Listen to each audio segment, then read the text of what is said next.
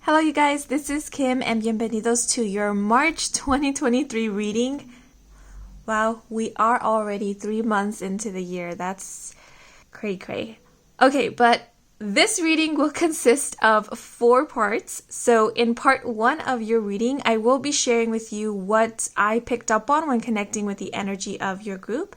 In part 2, I will pull out some oracle cards as well as key terms in order to get an overview of the month, find out what lessons you will be learning, what main themes or topics this month will focus on.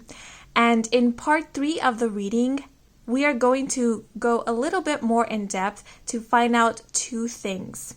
The first being what will be occurring in this month that you might perceive as a challenge. And then we'll receive some advice and guidance from Spirit in regards to that. And the second thing we will look into is what good thing can you expect in the month of March? So basically, what can you look forward to this month? And for the last and final part of this reading, I will be giving space for you to find out who is the spirit animal that will be working with you this month, as well as receive a message from them.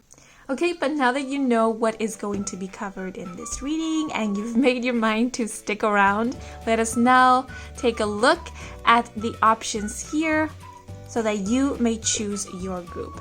So as you can see, there are 3 different groups to choose from. Representing group 1, we have our furry friend, a cute cat. Representing group 2 is this one-way street sign. And representing group 3 is a full moon. Okay, so I will give you a moment to cast your gaze upon these options here to see which one calls out to you, because the one that calls out to you will be the reading for you. Okay, and once you have chosen your group, then you can head on over to the comment section down below as well as the description box where the timestamps for each group are provided so that you can skip right on over to your reading. Okay, but now that you have chosen, let's get right into your messages. Let's go! Hello you guys who chose group 1, who is hosted by this cute little cat, which I believe is a tortoiseshell cat. I am not very familiar with cat breeds, so if I'm wrong, please feel free to correct me in the comment section. Yeah, but before we get into the cards, I would like to share with you what I picked up on when connecting with the energy of your group. So sometimes when I'm connecting with energy and messages come to mind, I feel called to write them down, but it's only sometimes. And for this group, I did feel the need to pull out a pen. Here it is. And a little notebook with a cute giraffe on it.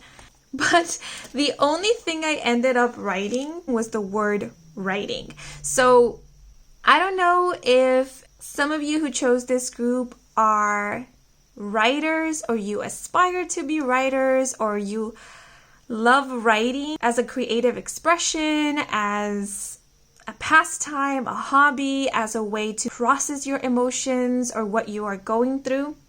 You know, some of you might enjoy journaling or are maybe into automatic writing or manifesting through writing. I don't know, is that called scripting?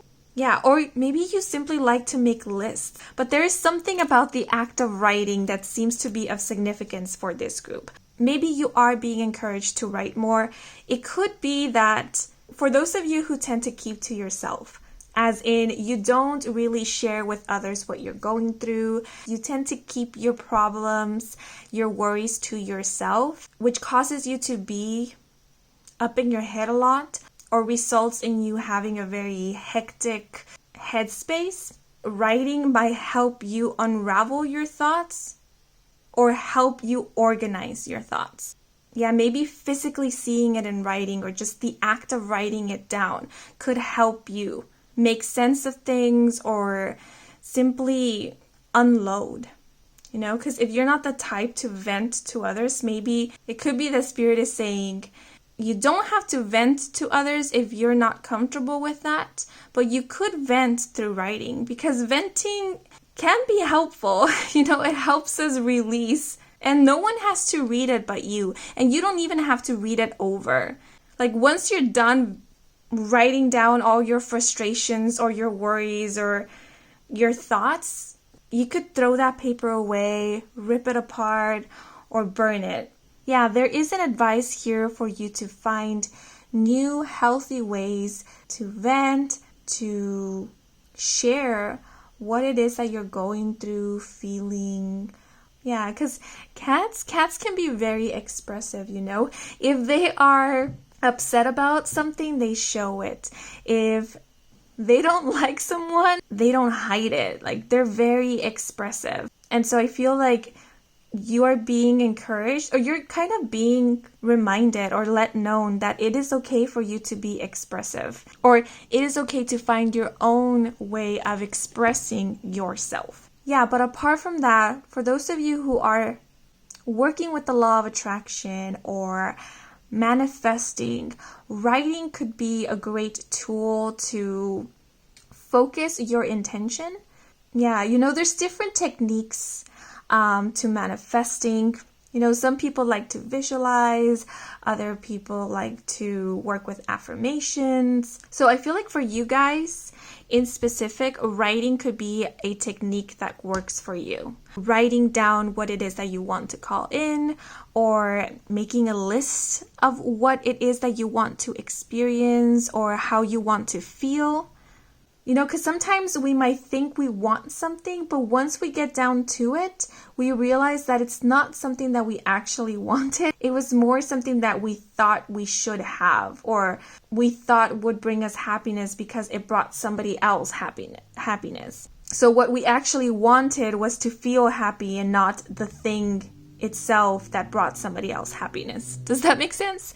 Yeah, and it could simply be that writing it on paper is making it concrete. It's like signing a contract, or just the act of writing it down is bringing it into the physical, you know, because you're literally materializing it by writing it.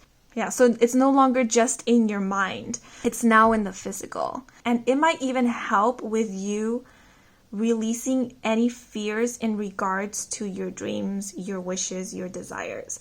Because I do get the feeling that some of you fear what you desire. I know that might sound strange, but it could be something like fearing having something because you are afraid of losing it.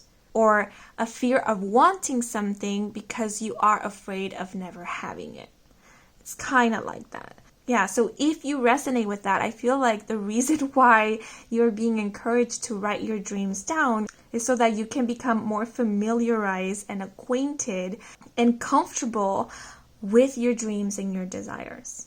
Yeah, and now I'm being reminded of how animals can sense fear, and they become quite anxious or wary of someone who is fearful of them, or they tend to, run away.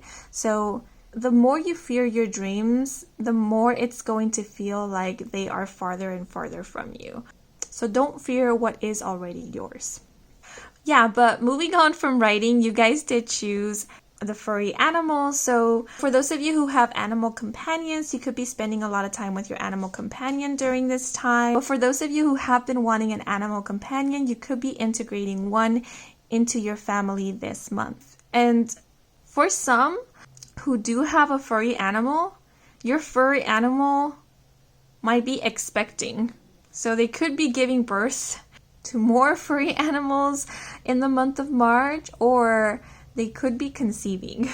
Yeah, that message just came out of nowhere. Yeah, but the following message might be a sensitive one, so just a warning. But for those of you who have an animal companion that has recently passed away, just know that they are still with you. I want to say that they drop by or visit every now and then. I know that's a strange message, but you might feel their presence in the month of March, or whenever you do recall them, know that it is because their energy is around you. They are dropping by to say hi, and they might even make their presence known to you, especially in the month of March. So if they had a weird little habit or something that you associate with them, like of knocking something over or making a certain sound, there's something about sound. You might hear those sounds in the month of March, or you might hear some sounds that remind you of them. And when you do hear this, know that it is them coming through, or their way of letting you know, hey, I'm here, just came to say hi, just came to check up on you, like I miss you, I love you, I'm with you, that kind of thing. Yeah, but those are all the messages I'm getting with the kitty cat so far. I feel like I can keep on going, but I'm going to move into the cards now. And this is the part of the reading where we are going to get an overview of the month. Find out what lessons you will be learning, what main themes and or topics this month will cover or focus on.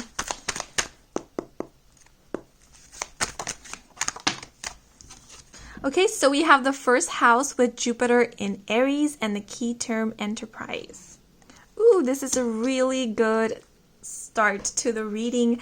Jupiter is the planet of expansion and growth, abundance, and wisdom. Yeah, okay, so right off the bat, whatever you try your hand in this month will do very well. Whether that is a business venture, an investment, a creative idea or project, a hobby, a skill, a course, a challenge, you will have good results this month. Or whatever you start this month will do well later on. So like basically you are thriving this month. And then with the key term enterprise here, for those of you who have a business, what came to mind was a small business. Know that your business will be doing very well during this time. And because we do have the acorns here, acorns make me think of like growth and expansion, like something that started small but has now grown into something big. And then seeing that these acorns are connected, it's making me think of branching out. So your business could be branching out, or you could be working or collaborating with new people in the month of March. But what I'm also seeing is that some of you might be acquiring new sources of income. Yeah, and if you already have multiple sources of income, I do see each individual source of income doing very well for you. Yeah, and I feel like something small, something that you maybe didn't expect much from, is doing very well in the month of March. Yeah, so if you have been thinking about starting something on the side, know that this is a good idea. I feel like it does have a lot of potential. It can stand on its own. That's the message that is coming through. It can stand on its own, it can do well on its own, and it can provide you a lot of financial stability. And I feel like there is one specific business or specific source of income that can actually help feed other sources of income or other businesses or projects.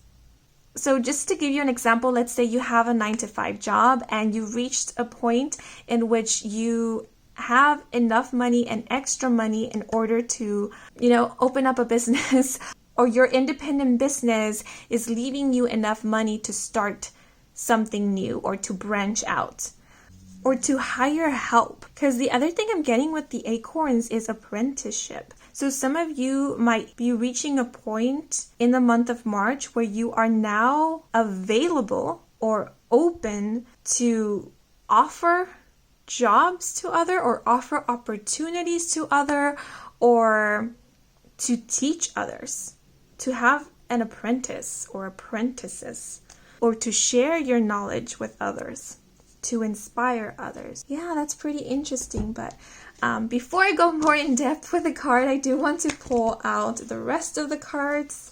So now I'm going to pull out a card from the Southern Oracle deck.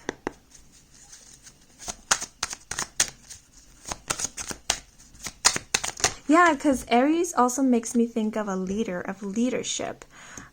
Okay, but we have the number 22 with give me some sugar, and the key phrases hugs and kisses, adoration, snuggling, pillow talk, bonding, and someone's favorite.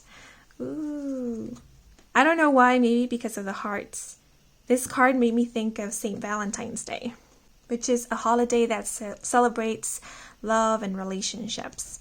Or specifically romantic love. Okay, but now I'm just gonna pull out another oracle card.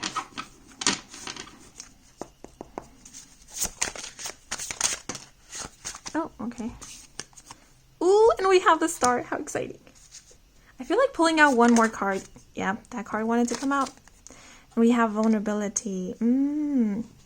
Yeah, we were speaking at the beginning about reminding you that it's okay to open up and to express how you genuinely feel, to knowing that it is okay to have your own personal way of expressing yourself. So the card vulnerability reminded me of that. You know, opening your heart, expressing your feelings in a healthy way. Or this could be referring to the fact that someone will be expressing their honest feelings about you to you. Okay, but now I'm just going to pull out some key terms to find out more about what main themes this month will focus on.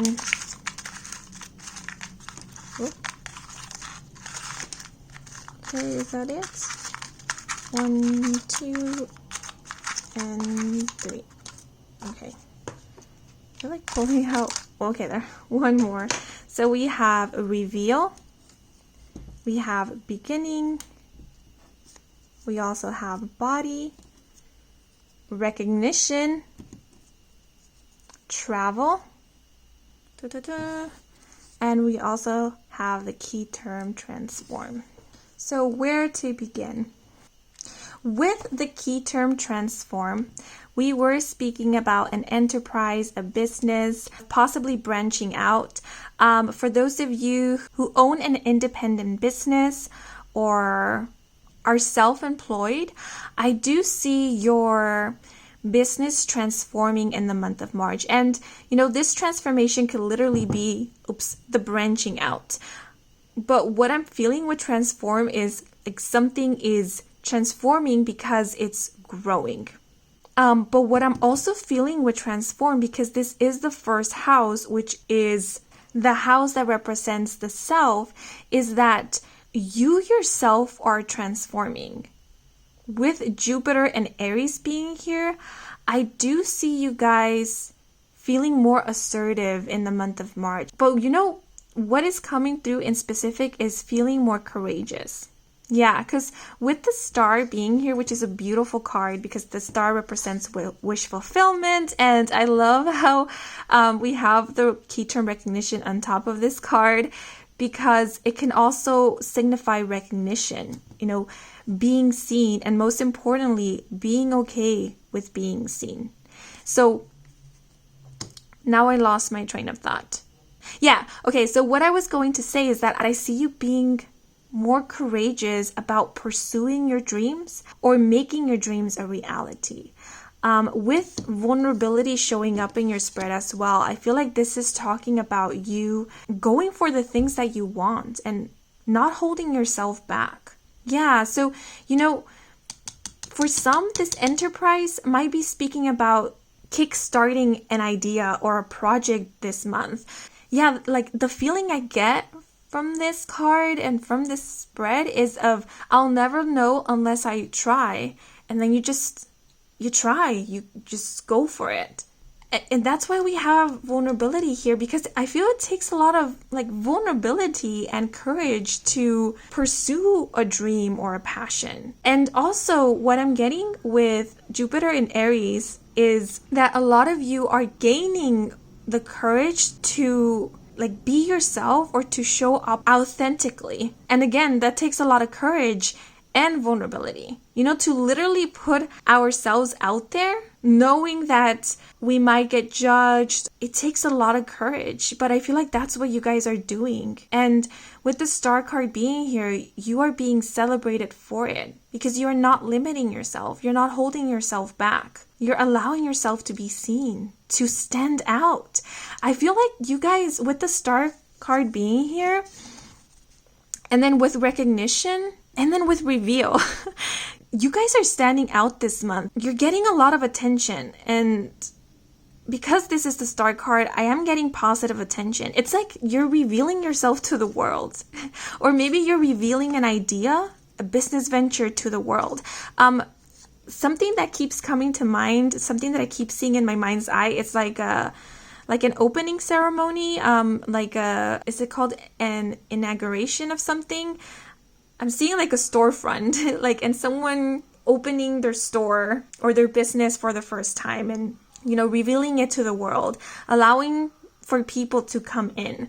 And so some of you might be opening an online business during the month of March, or like a physical store, or you might be releasing something. This could be a product, this could be a service. And then we do have the hand here, which is making me think of offering something. So I do see a lot of you guys offering something to others, to a public, to an audience, to a group of people, to a clientele. Yeah, and it doing very well, it being received very well. And then if you notice in the star card, we do have this waterfall, but if you look closely, we have these pieces of ice. So I'm thinking that this waterfall, the water was once frozen. So it's like what was once frozen has now unfrozen and it's flowing again. Something is being released. And with vulnerability being here, yeah, I feel like you guys you're releasing a lot of doubts or releasing a lot of insecurities, and you're allowing yourself to open up. And I feel like what you are allowing yourself to open up about is in regards to your dreams, or to a specific dream, or to your goals, ambitions, ideas, creative ideas. Yeah, something that was kept hidden is being revealed. Some of you guys might have had an idea, or because we have several stars here, more than one brilliant idea, but you, up until this point, never shared it or tried it out or gave it a chance. And what I'm seeing with the Enterprise card is that you're giving it a chance now. You're giving your dreams a chance to become reality. And because we do have beginning here, and then we do have the acorns here, and then we literally have fully bloomed flowers, like your dreams, your ideas, they are taking. They will be doing well. Like your dreams and your ideas have always been perfectly healthy seeds, but all they were waiting for was for them to be planted on fertile soil, and for them to be watered, and for them to be given a chance to grow. And so the minute that you find that fertile soil, plant those seeds and let them be, they sprout, they grow, they do their thing. Because that's the reason why they were here in the first place. It was to grow, to become something tangible and concrete. Yeah, because stars make me think of, something ethereal, something otherworldly. But in the Enterprise card, there's so many symbols of like something physical, earthy, tangible. So it's like the idea, the thing that was just in the mind, a thought, is now becoming something earthly, something tangible. And maybe that's what the key term transform is all about. Transforming these ideas, these thoughts into reality. Yeah, so I'm getting like different scenarios. For some of you, this literally might be a beginning, the start of something. We do have the key term beginning here. So it could be like starting your business in the month of March, or starting to work on this idea. But for others of you, it could be that you have already been working on this and now you're revealing it, you're presenting it to the world, you're offering it to others. You're allowing for people to make their own opinions about whatever it is that you're offering. Because sometimes we can kill our ideas by believing that they are not good enough, or that the public, the people won't like it before we even reveal it. We're assuming what others will say about something that we haven't even created yet or allowed for others to see. And so if that resonates with you, what I'm seeing in the month of March is that, again, you're giving your ideas, your creations, whatever this may be, a chance. You're letting it show you what it's capable of, what it can bring in. So that's really cool. Maybe this is why there were so many messages about writing. Some of you could be publishing your ideas, and if so, it could end up being a bestseller. Or something that you wrote in the past will turn out to be a big hit if you choose to share it. And because we do have the star card, and then we have the planet Jupiter, which is known to be a planet that brings good fortune and luck, just know that the stars will be on your side during this month. And I do feel like a wish of yours is going to be fulfilled in the month of March. And you yourself might be feeling very lucky during this time. The phrase, "thank your lucky stars," just came to mind. But I was speaking about being assertive or feeling more confident during this time. And I do feel like having a confident demeanor, or being assertive will be of great help to you during this time because, like I said, I was getting this feeling of going for it. So yeah, I don't feel like this is a time of holding back or playing small or like undermining yourself or your ideas. You know, because remember how I said that sometimes we can kill our ideas before anything even happens? Yeah, so you gotta be careful with that. Don't assume before you even try anything out. Because the Enterprise card, the Star card, is telling me that great things can come out of that which you expected nothing from or thought nothing of. So, like, be assertive. And if you don't identify as a very assertive or confident person, this is where courage is being asked of you. You know, courage is not about not having any fear.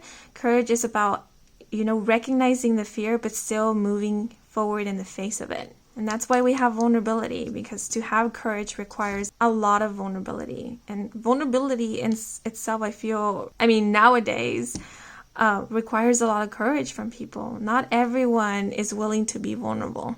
Because I feel like what this card is speaking about is exposing yourself. And exposing yourself to transformation, exposing yourself to change, to new beginnings, exposing yourself to being seen, to recognition, to revelations, to growth.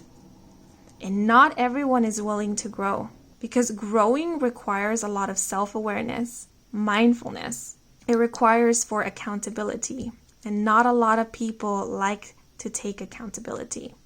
But for you guys, I feel like you're ready. You're wanting to.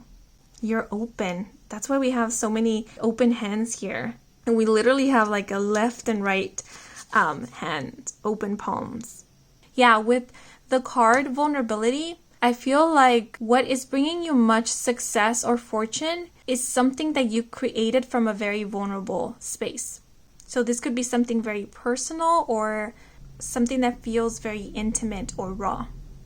Some of you might have a strong, success line. Is that what it's called? Or Saturn line? On your palm? Yeah, and that's an indicator of like, I shouldn't be speaking about this because I don't know much about like palmistry. But if you feel called to look into that, I do recommend it because palmistry is so interesting.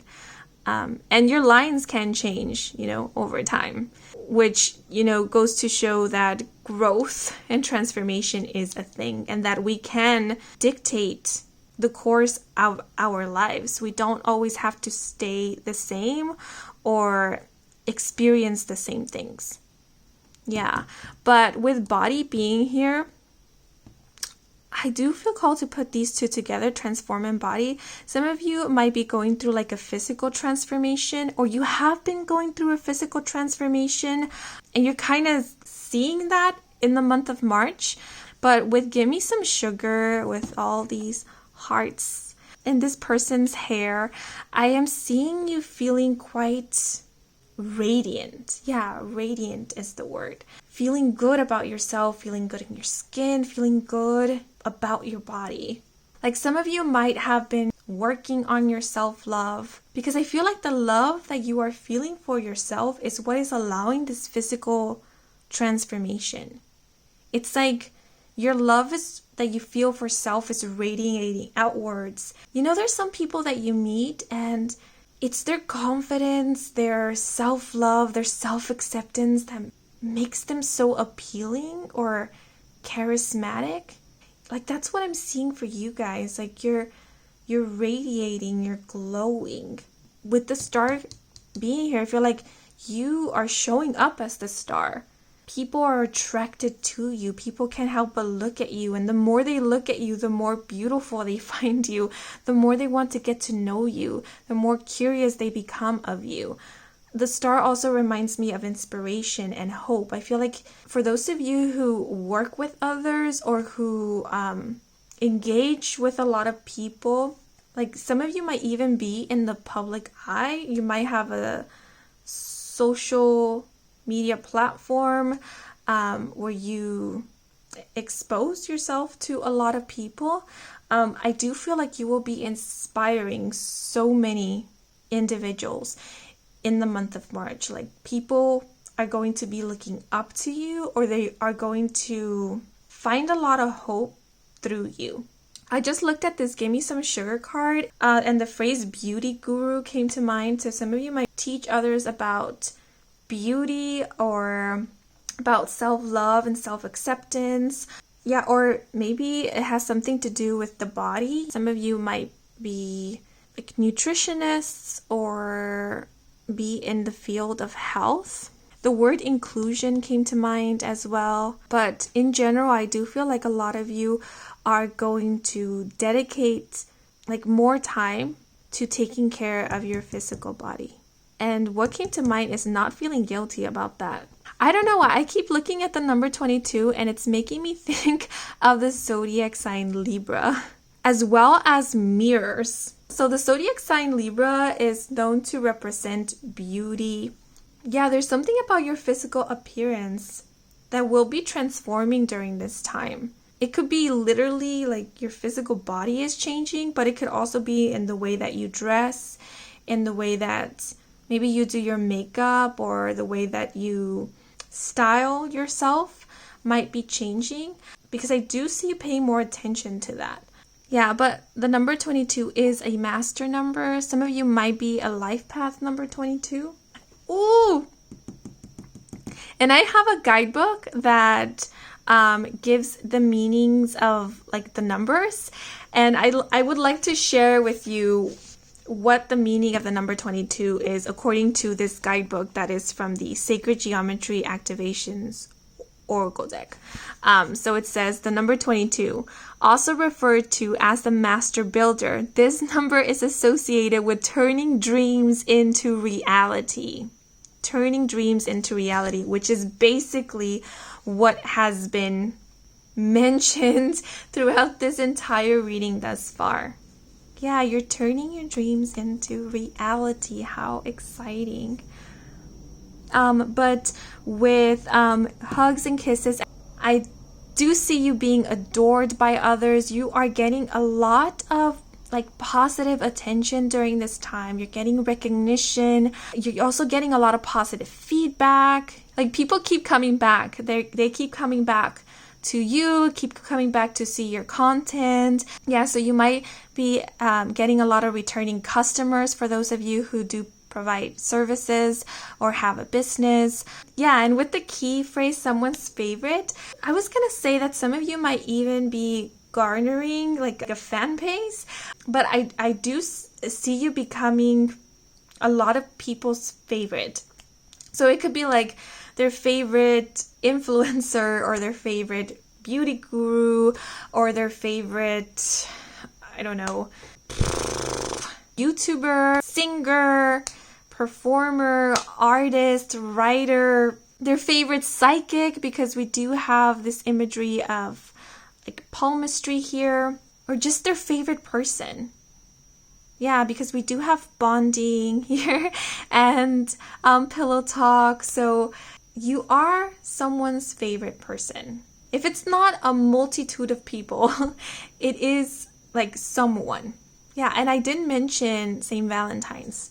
Yeah, for those of you who are in a relationship, I do see your relationship doing very well in the month of March. We do have the Keyterm body and pillow talks. So there will be a lot of sexy times if you are a very sexual person or into that. But I just see you spending a lot of time with your significant other. There's a lot of snuggling, there's a lot of cuddling.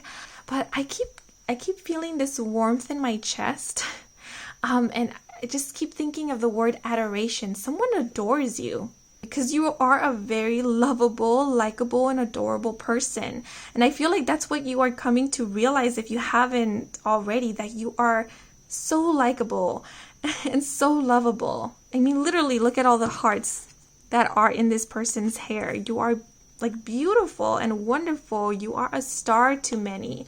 But I do get the feeling that there is a specific someone who's gonna show you how much you mean to them, how much they adore you, how like, yeah, thank my lucky stars is the phrase that came to mind, and it's coming to mind again.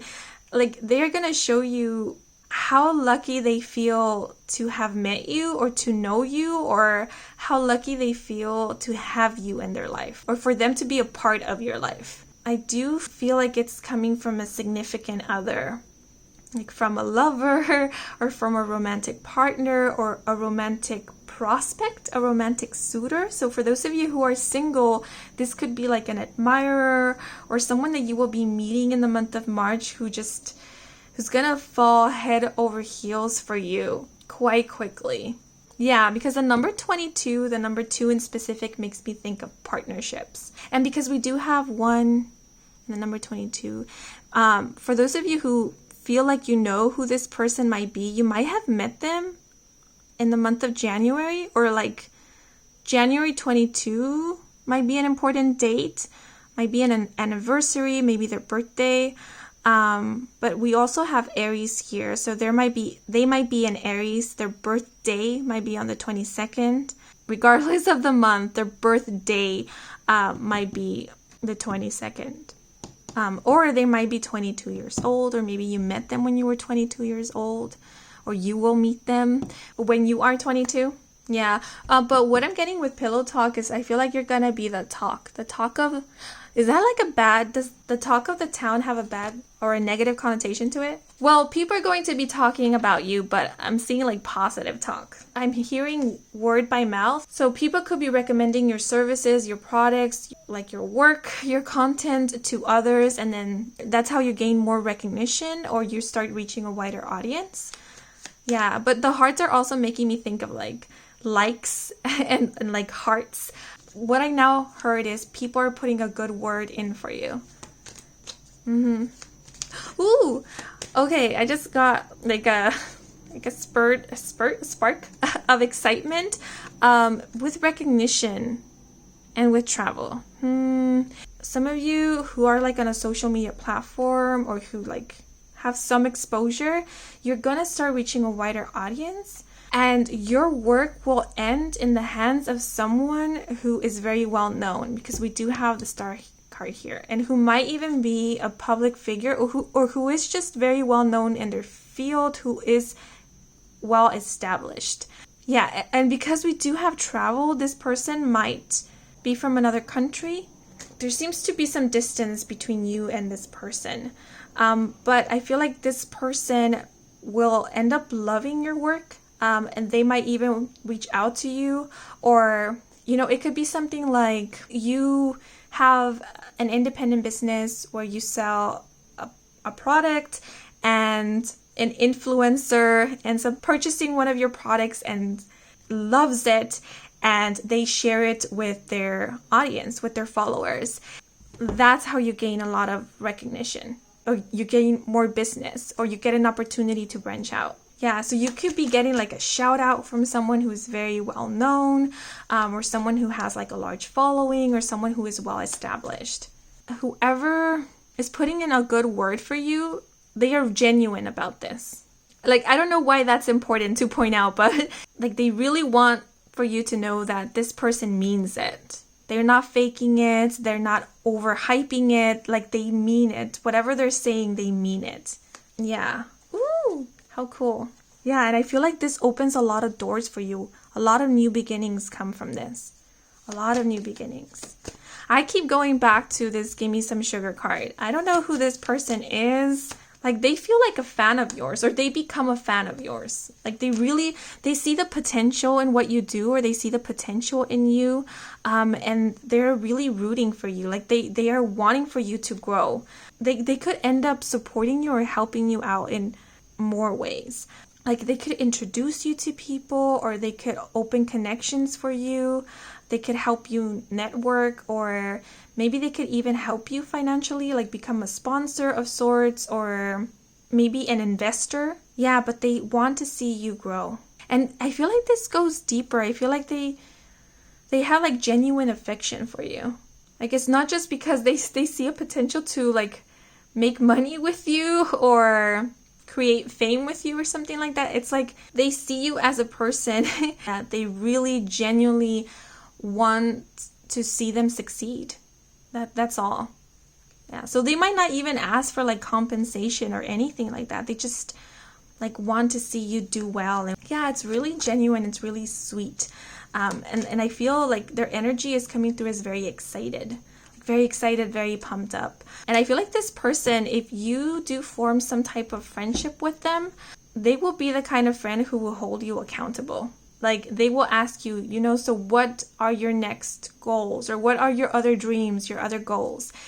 And once you tell them, they'll be like, okay, then let's start working on it. Let's make it happen.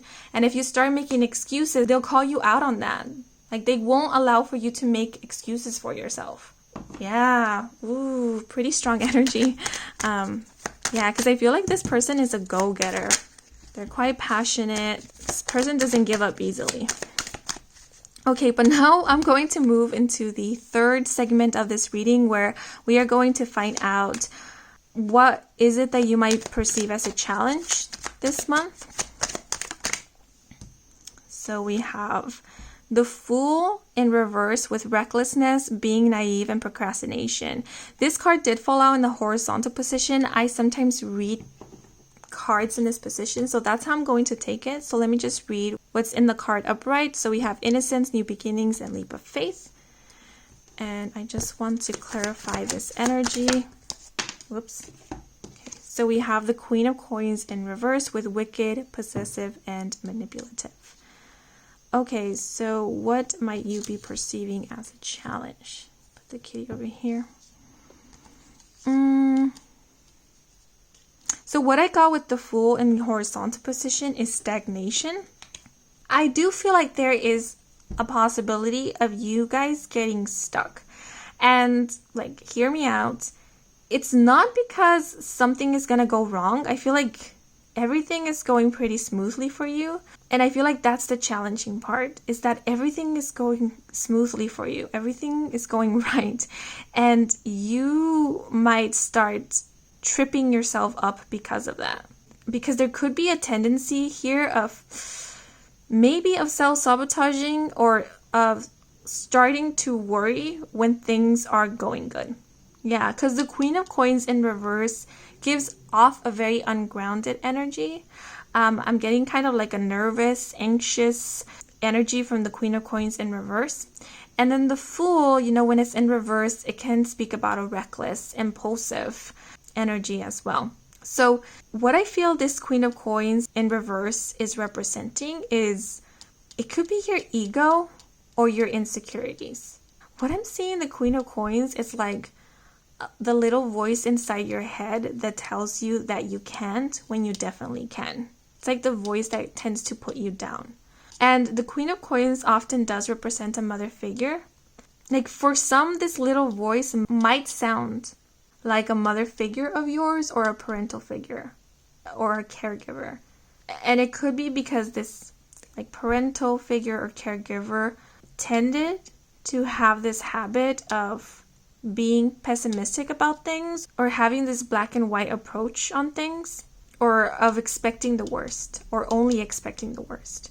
So this voice inside your head is not necessarily yours. It's more like what you have learned, or what you've been taught, or what has been projected onto you. Yeah, so that might be the case for some, and for others this could just be your insecurities, or just this habit of like tending to expect the worst, or question when things are going good for you, or questioning the good things in your life, or maybe not feeling deserving of the good things, or deserving of your blessings or your desires. You know, especially if we have been battling fears of like abandonment, or losing, or failure. Yeah, so that's what I'm seeing here. It's like, I feel like that will be kind of challenging, you know, facing those fears and not letting those fears dictate how you interact with this good fortune and these blessings and these accomplishments. Yeah, because I feel like these insecurities, these beliefs, this little voice that says negative things can sometimes lead you to getting your own way. You know, like one example that is coming to mind is planting the seed. You know, you get the seed, you plant it, you're hoping for the best, but you're not expecting for anything, but you water the seed nonetheless. But once it starts growing, once you see that it starts sprouting and it's doing very well, like you stop watering it, you stop taking care of it. Like you let it wither. That sounds very like harsh, but that's kind of the vibe I'm getting. And so like the challenging part here is like not abandoning things when they are getting good. Like not running away from your blessings. Like being accountable of your good fortune, of your effort and your hard work. You know, because this is not just luck. This is the results of your effort and your hard work, of your dedication, of your faith. Yeah, so don't let these like negative beliefs manipulate you.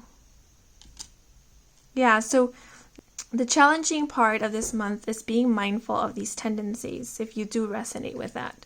When you start becoming fearful, acknowledging it, like facing that fear, seeing it for what it is, and not letting it intimidate you, not letting it have power over you. With the Fool card, to me, also represents the unknown and taking a leap of faith. So I feel like one of the other challenging things about this month is, you know, taking that leap of faith, stepping into that unknown, where you're going into something without knowing how long it's going to last. Yeah, it's like accepting the blessings without knowing how long that blessing is going to last. Is it going to last a lifetime? Or is it going to last a month? I don't know. But I'll still accept it. I'll still take it in. I'll still make space for it. Why not? I'll appreciate it while it's here. It's that kind of thing. You know, accepting the blessings, accepting the good fortune without knowing how long it's going to last. Without that certainty. Yeah, I feel like that's going to be the true challenging thing this month. Yeah. And with vulnerability and give me some sugar, now I'm thinking of it in terms to like offering your love to someone or making space for someone in your life without knowing how long it's going to last. You could be opening your heart to someone. You know, this could be speaking about like a platonic relationship, but it could also be speaking about a romantic relationship or both, you know. Yeah, because the Queen of Coins, when she's in reverse, she can be wanting to control, like wanting to know, wanting to have that certainty, needing that certainty. And so, like, the challenging part this month is letting go. And I feel like it has a lot to do with timing, like how long something is going to last. Or it could be how it's going to unfold, how it's going to play out, or how it's going to look in the future. Yeah, it's kind of living in that uncertainty, you know? It's stepping into that unknown. It's letting things being revealed to you as you go instead of knowing right from the beginning how it's going to turn out or how it's going to look or where it's going to lead. You know, because we can't always have that certainty. We can't always know with exactitude. And I feel like sometimes that is what holds us back because we feel like we need to know for sure, for certain, before we start anything. We need to know that it's going to work out. We need to know that it's going to last a really long time. And if we don't have that certainty, if we don't have that knowing, we don't try. And in not trying, not giving it a shot, we might lose a lot of opportunities. We might lose a lot of beautiful experiences and memories. So what I'm seeing here is, and I feel it's kind of the lesson of this month, is moving forwards in that uncertainty, like embracing the unknown. Okay, now I'm going to pull out some cards to find out what is it that you can look forward to in the month of March. Oops. So we have the High Priestess in reverse with repressed intuition, doubts, and what is it? Betrayal. And now I'm just gonna pull out a clarifying card. Ooh, that was quick. And we have the Seven of Swords upright with dishonesty, cheating, and being selfish. Okay, so the message that is coming through is there is something that your intuition has been telling you, and you trusted in it, but some external force, it could be another person, for example, made you doubt your intuition or made you doubt yourself. And that caused a lot of inner confusion. And what is happening here with the Seven of Swords upright is that in the month of March, you are going to be shown or proven that your intuition was right. or that you had it right in the first place. Yeah, and it's gonna help you feel more confident about your instincts, your inner knowing, your intuition. Yeah, because you're gonna be shown that you weren't far off, that you were pretty on the money when it came to whatever this is. Yeah, so I feel like this is gonna result in you trusting in yourself more and opening yourself up more to your intuitive abilities, to your instincts, to your gut feelings. Yeah, because the High Priestess came up in reverse, but it still came up in your reading. So I feel like you guys are the High Priestess upright. You are. But maybe recently you have been showing up as the High Priestess in reverse because you have been doubting yourself a lot. Or maybe you tend to downplay your intuitive or even your psychic abilities. Yeah, because, we do have like palmistry or divination showing up in your spread. So some of you might delve into the divination arts, or maybe you're interested in that. Some of you might literally be like tarot readers, palm readers, intuitive channelers, mediums. But maybe you have been doubting yourselves, doubting your skills, your abilities, or maybe even doubting the messages that come through for you, or doubting that you are channeling. And with the Seven of Swords being here, I feel like something is going to happen in the month of March where it's going to be shown to you, revealed to you, or confirmed to you that there is no reason for you to doubt and to start being more confident in your abilities, in your inner knowing, in your intuition, in your instincts. So I feel like apart from being like psychics and intuitives, you guys are also really good at observing and reading people or reading a room. You guys are very observant, and this is a skill that you possess, and I feel like it's a skill that you have been strengthening over time. So I feel like in the month of March, something is going to be revealed to you, something is going to happen where you're gonna realize that enough is enough when it comes to downplaying yourself. And we do have this like High Priestess holding this flashlight, and it's making me think of like looking within. Some of you might have tended to go to others for advice, or like might have put other opinions and beliefs above yours because you didn't trust in your own opinion. And you're finding out that, doing as others do or doing as others say, like, doesn't really work out for you. Like, your way of doing things is better, at least for your journey. And what I'm getting with the Seven of Swords is like something or someone putting someone else down, like tearing down someone else's confidence. What I'm also getting with the Seven of Swords is insecurity. It's like insecurity coming through as a bully. Like insecurity seeing confidence and trying to tear that confidence down. Yeah, I feel like a lot of you are like facing a lot of insecurities during the month of March. And you're kind of, I wouldn't say overcoming it, but you're confronting it. Yeah, because I'm seeing this person here in this yellow robe. It's like they're standing up for themselves. They're no longer taking it. They're not taking the blows or keeping quiet or allowing for other people to put them down or allowing other people to make them question themselves. Yeah, because I'm seeing how this person is covering themselves in this yellow robe, and the color yellow is reminding me of the solar plexus, which is the energy center that has to do with confidence. So trusting in your intuition, trusting in yourself is something that you can look forward to this month. Yeah, so those are all the messages I am seeing with these cards. So just to wrap up this segment of the reading, I want to pull out one last oracle card to get any last messages, advice, or guidance from Spirit for the month of March. Whoops. Okay, so we have, yay, sailboat with sail on, and you're heading in the right direction.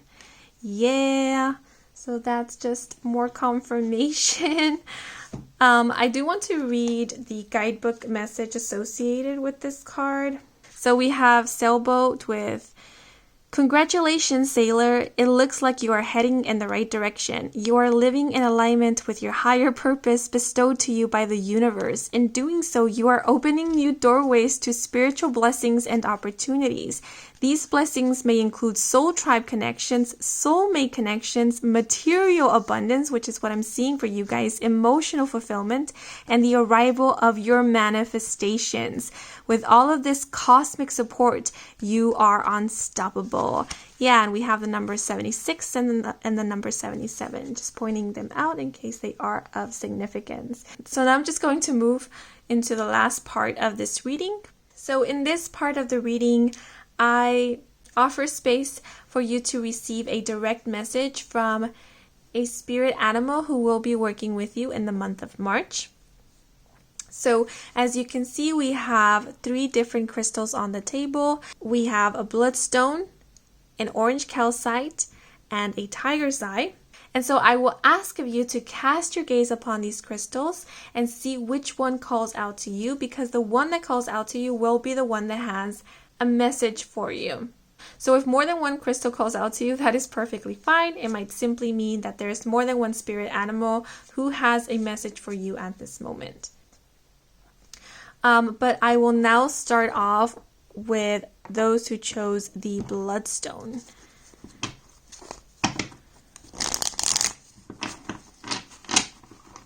Oops. Okay. So let's see. Who is the spirit animal that will be working with those who chose the bloodstone as their crystal? Woo! Okay.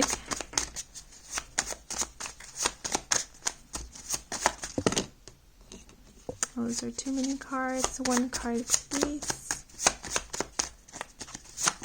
Okay. So we have the hummingbird with reflection. And the message, the tiniest bird of her species, hummingbird beats her wings up to 200 times per second. With such excessive activity, she tires quickly. To recover, she settles into her favorite perching place and falls into a deep sleep. In her slumber, she sets the example and encourages us to rest and reflect. In profound contemplation and radiant connection, we transcend to discover divinity. Hummingbirds' iridescent feathers are dazzling, inspiring us to take in life's nectar. Ooh. So now I'm going to move on to those who chose the orange calcite. Oh, that was quick. So we have salamander with adaptability, and the message, salamander symbolizes adaptability. He encourages us to explore transformation, intuition, and motion. Rather than fight the inevitable, he becomes a catalyst for change. A willing adapter, he finds little reason to resist. Living through loss, he brings gifts of renewal, regeneration, and growth. He beckons us to manifest what we need. Salamander teaches us that loss exists in our minds. The road to restoration begins in our heart. This salamander message is reminding me of the Fool card and the Queen of Coins in reverse. Okay, but now I'm going to move on to the tiger's eye.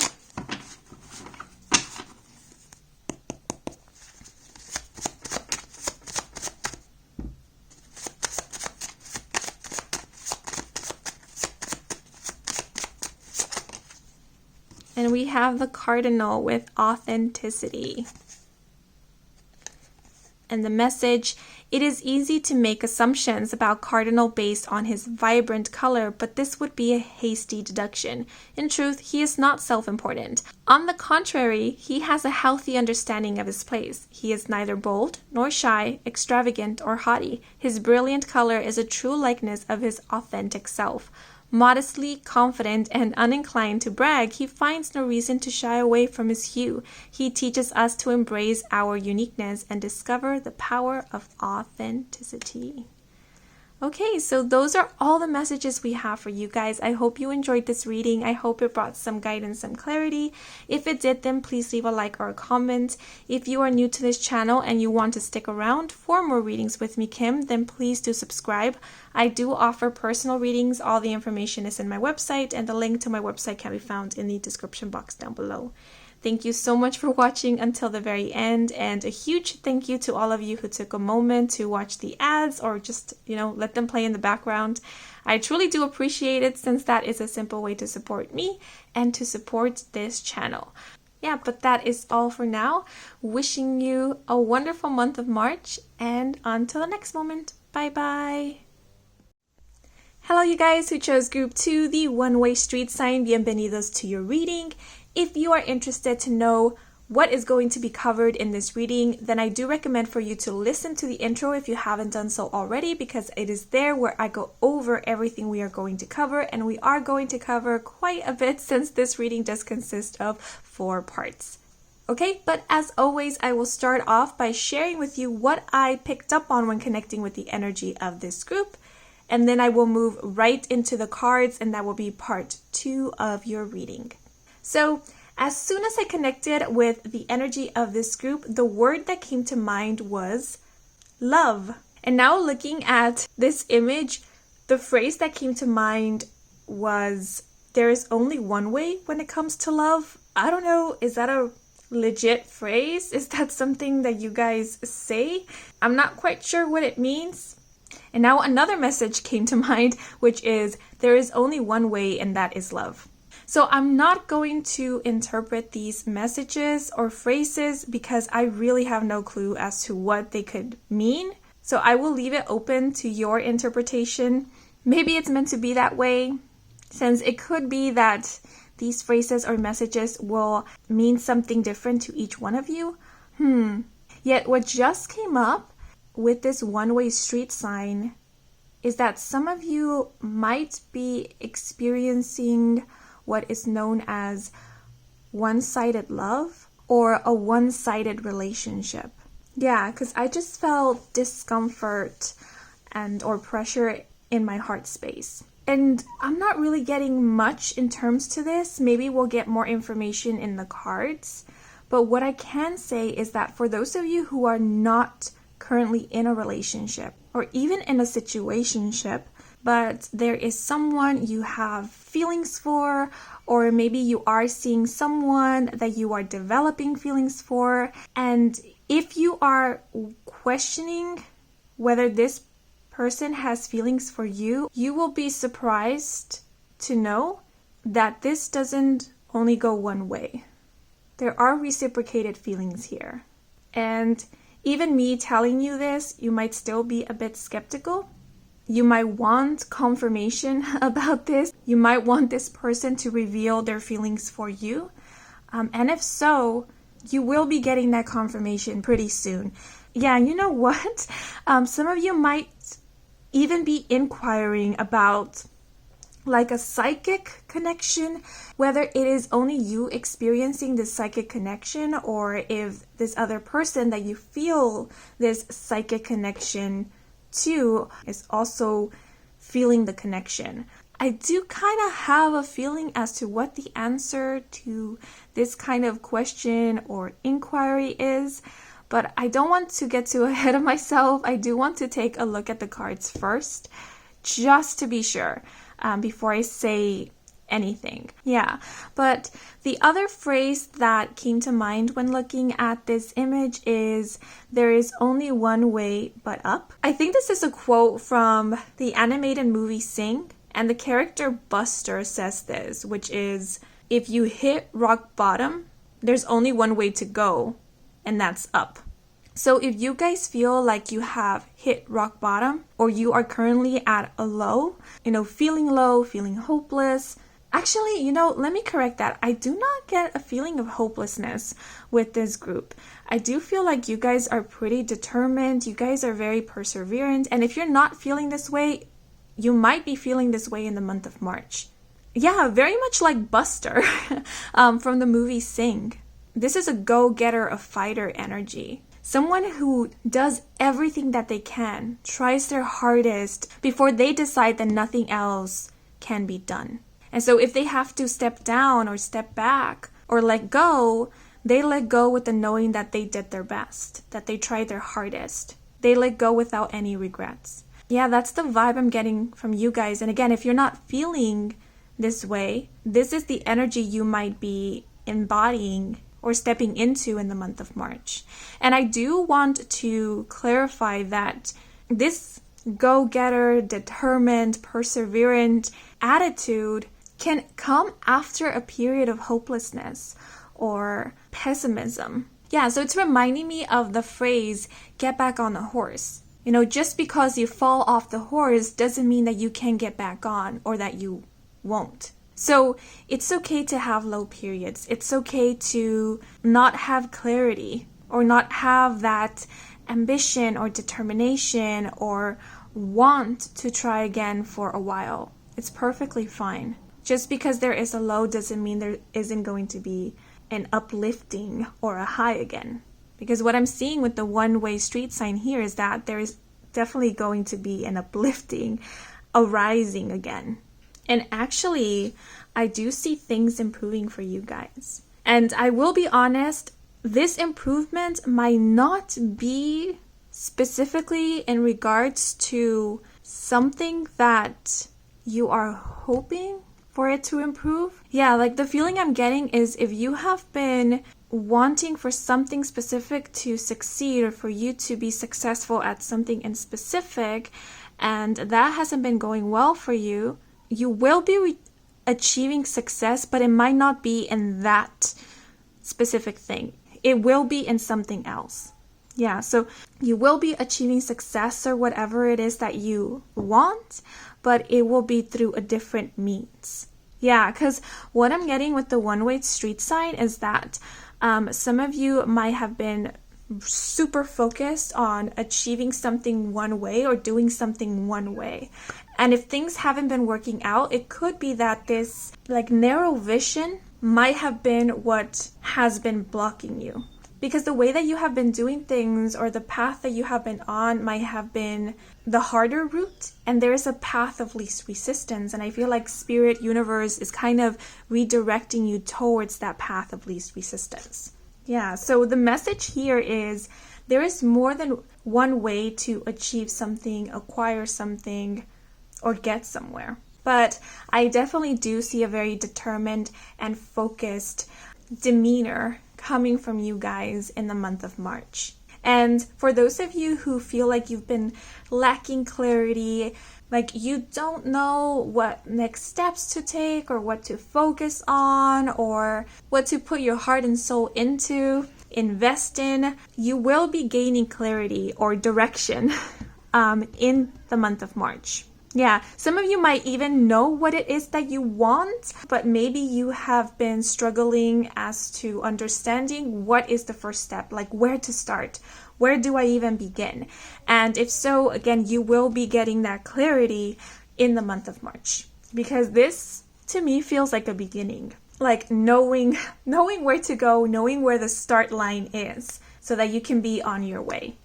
Now I know these are a lot of messages that are coming through, but I don't want to leave anything out in case someone needs to hear one of these messages. So bear with me. But the other thing that I did experience when connecting with the energy of this group was pressure between my eyebrows and the center of my forehead, which is the area that is associated with the third eye chakra.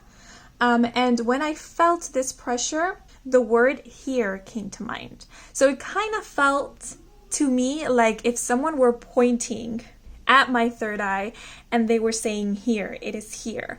So again, that makes me think of clarity and awareness.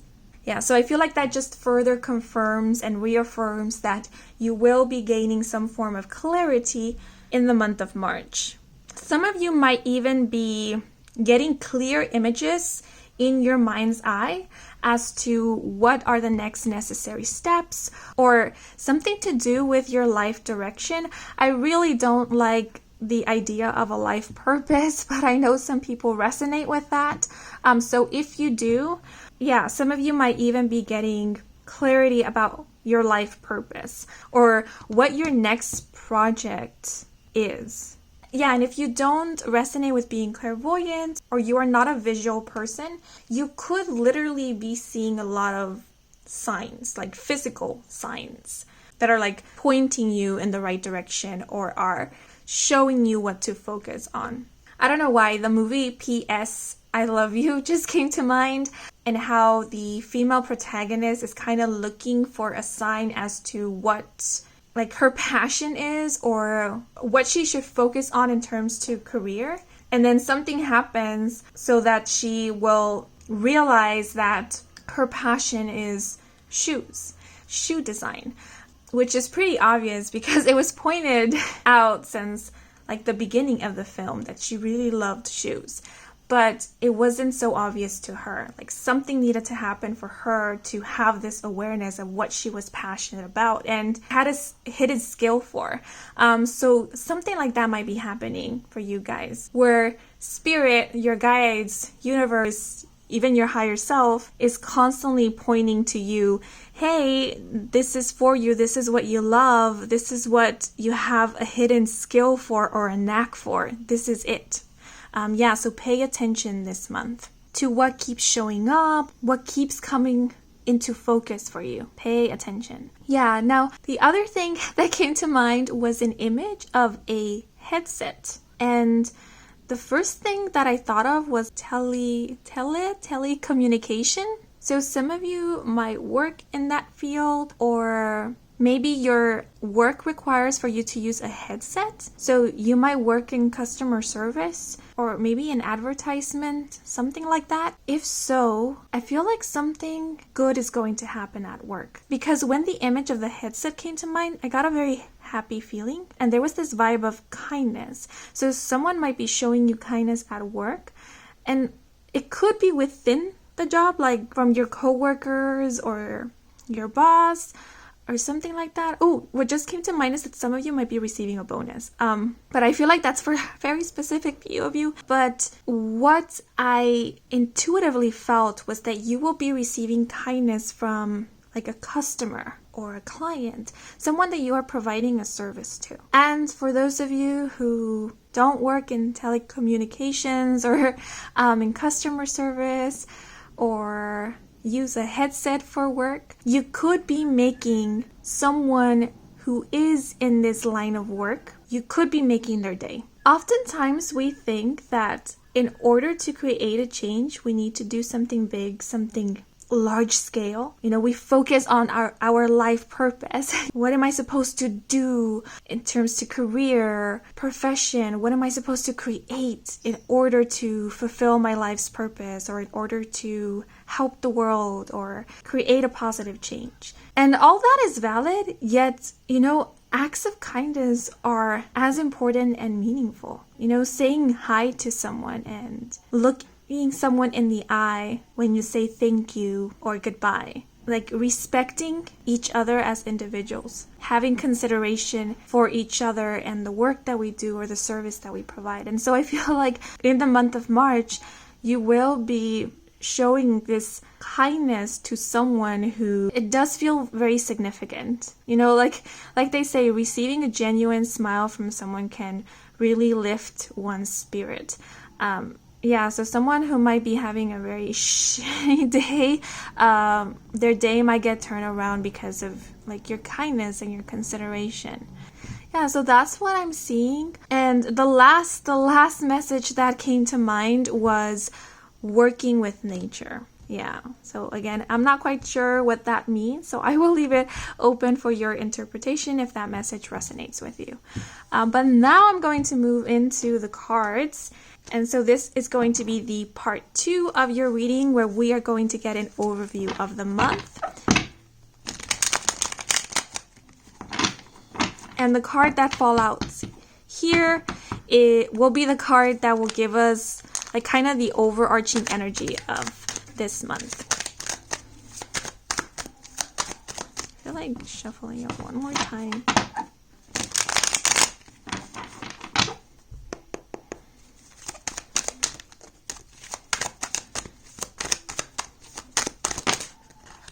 Ooh, those are 2 cards. Ooh, and they're beautiful cards. Okay, so we have Sun in Leo with the 5th house and the key term fortune. So some of you might have a Leo sun, like sun, S-U-N, But because we do have the birth card here, some of you might literally have a child who was born during Leo season, or you could be conceiving a child that will be born during Leo season. But take that last message only if it resonates, only if you feel it applies to you. Yeah, but if none of those messages apply, it's okay. These cards here are meant to give us the overarching energy of the month of March. And in general, I do feel like Leo season will be of importance. But we also have the 4th house with Venus in Cancer and the key term birth. And we again have sun imagery in this card. So you could be seeing a lot of sun imagery or symbolism in the month of March. The sun represents joy, happiness, optimism, success, confidence, and it also represents pregnancy. Yeah, and we literally have the key term birth here with a baby and imagery of pregnancy. So this could be a very literal message of giving birth to a child or conceiving a child.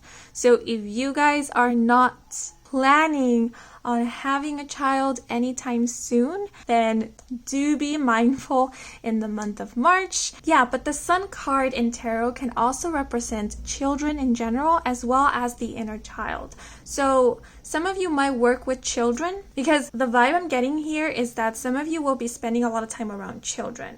So if you work with children, then that makes sense. Or maybe you volunteer somewhere, or you will volunteer somewhere where there are children, like a kindergarten, preschool, like a daycare, a hospital, an orphanage. Some of you guys might be foster parents, or you might consider becoming foster parents in the month of March. Yeah, but there's something about children. Yeah, the other thing that I'm getting with the birth card is that if it's not you conceiving, having a child, you could be receiving news that someone in your family is pregnant or is expecting a child or will be a parent soon. But if none of those messages resonate with you, and because we were talking about, life direction, about purpose and so on, it could be that some of you will be recalling or remembering in the month of March that you really love children, or you are really good with children, and maybe your passion or your purpose involves working with children. And if you have kind of been getting an inkling about that, this could be your confirmation.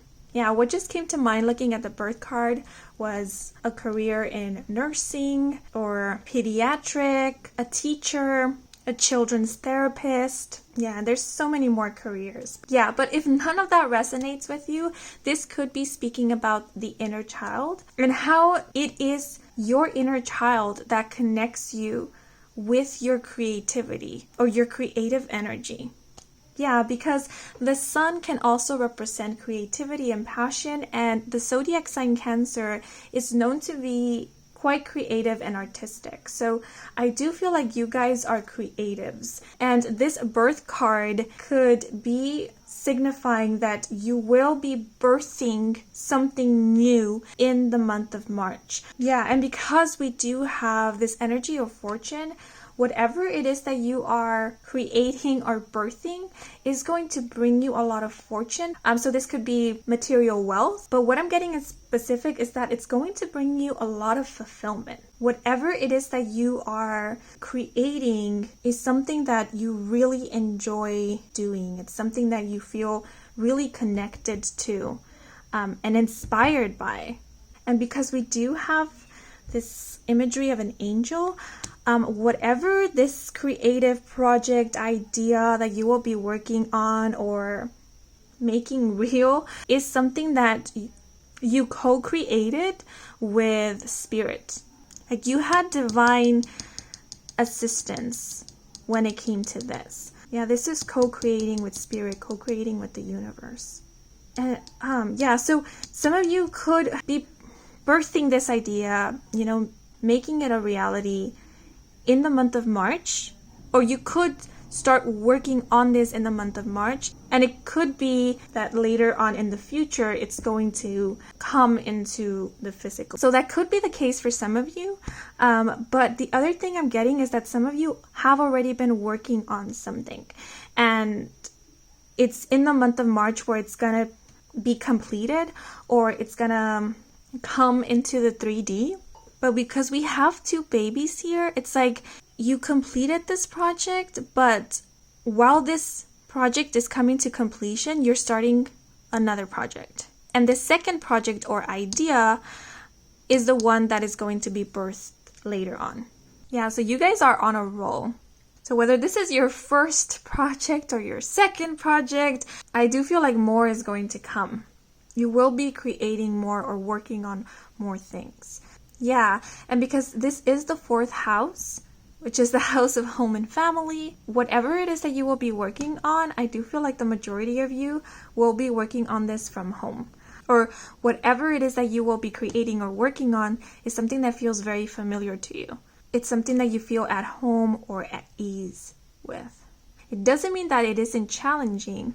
It could be challenging because all this sun imagery is making me think of like passion and fortitude. It's also making me think of the strength card in tarot. But the challenging aspects of whatever this project or idea is invigorating to you. It's appealing to you. It encourages you rather than discourages you.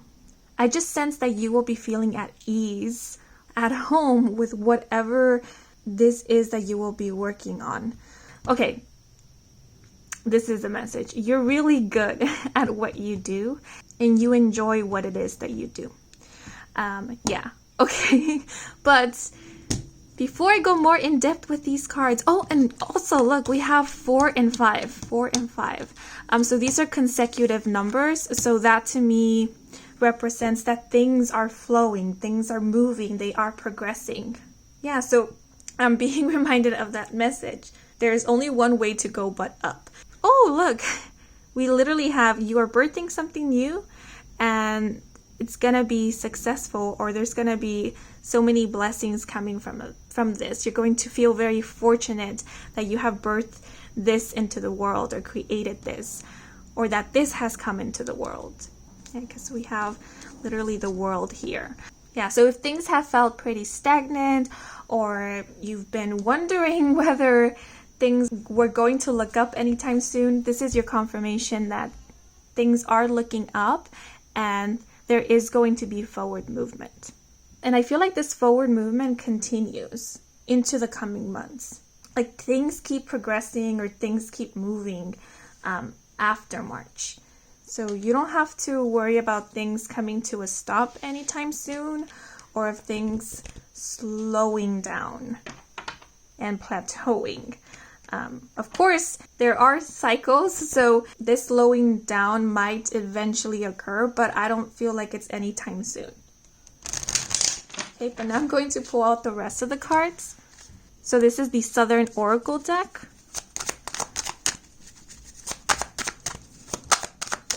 Woo!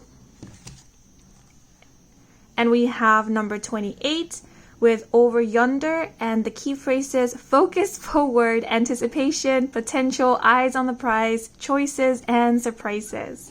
Yeah, I like how we have this message of focus forward because it echoes, there's a one-way street sign. Yeah, so I feel like you are being advised to, like, don't look back. Don't focus on the past and what was.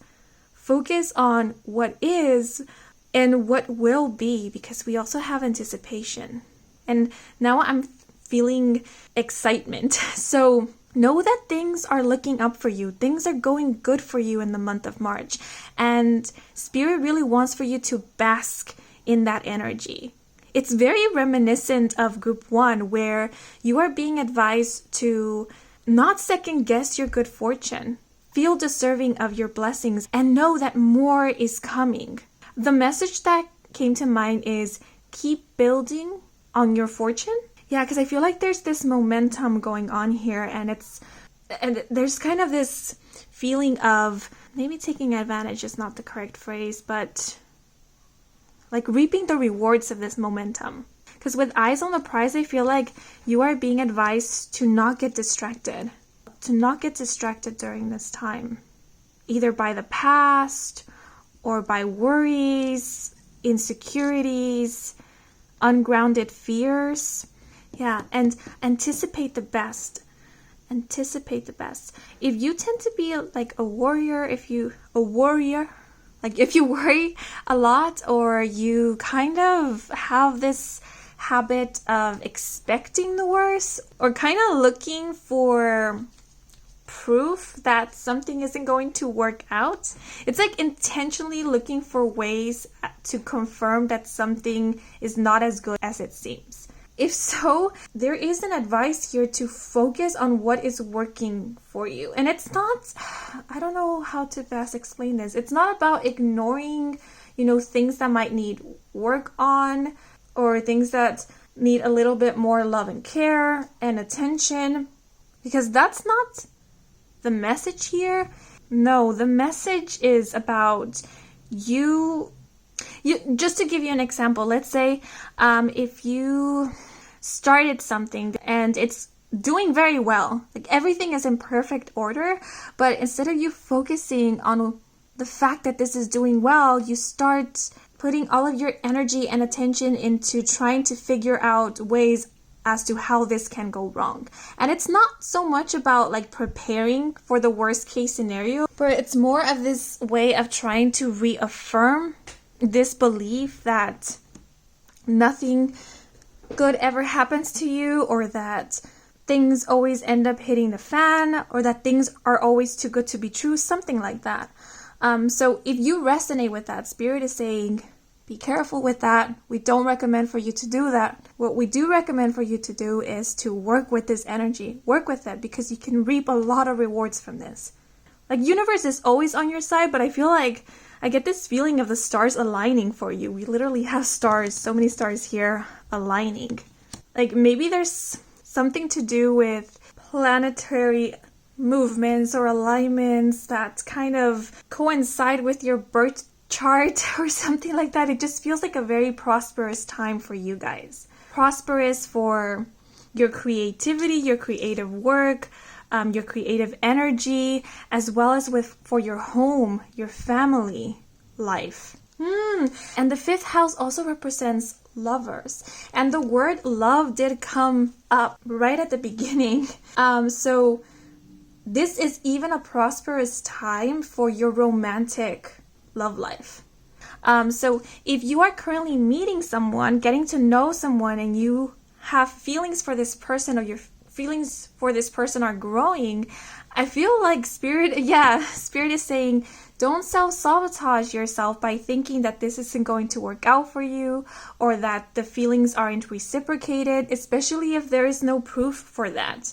Because with the sun showing up twice in your spread, I do feel like things are going to be revealed this month. Things that you have been curious about, questioning, the answers are going to be revealed. Clarity is going to be given in regards to this. So yeah, I did mention at the beginning how you will be surprised. I do feel like you will be surprised to know that what you feel is reciprocated.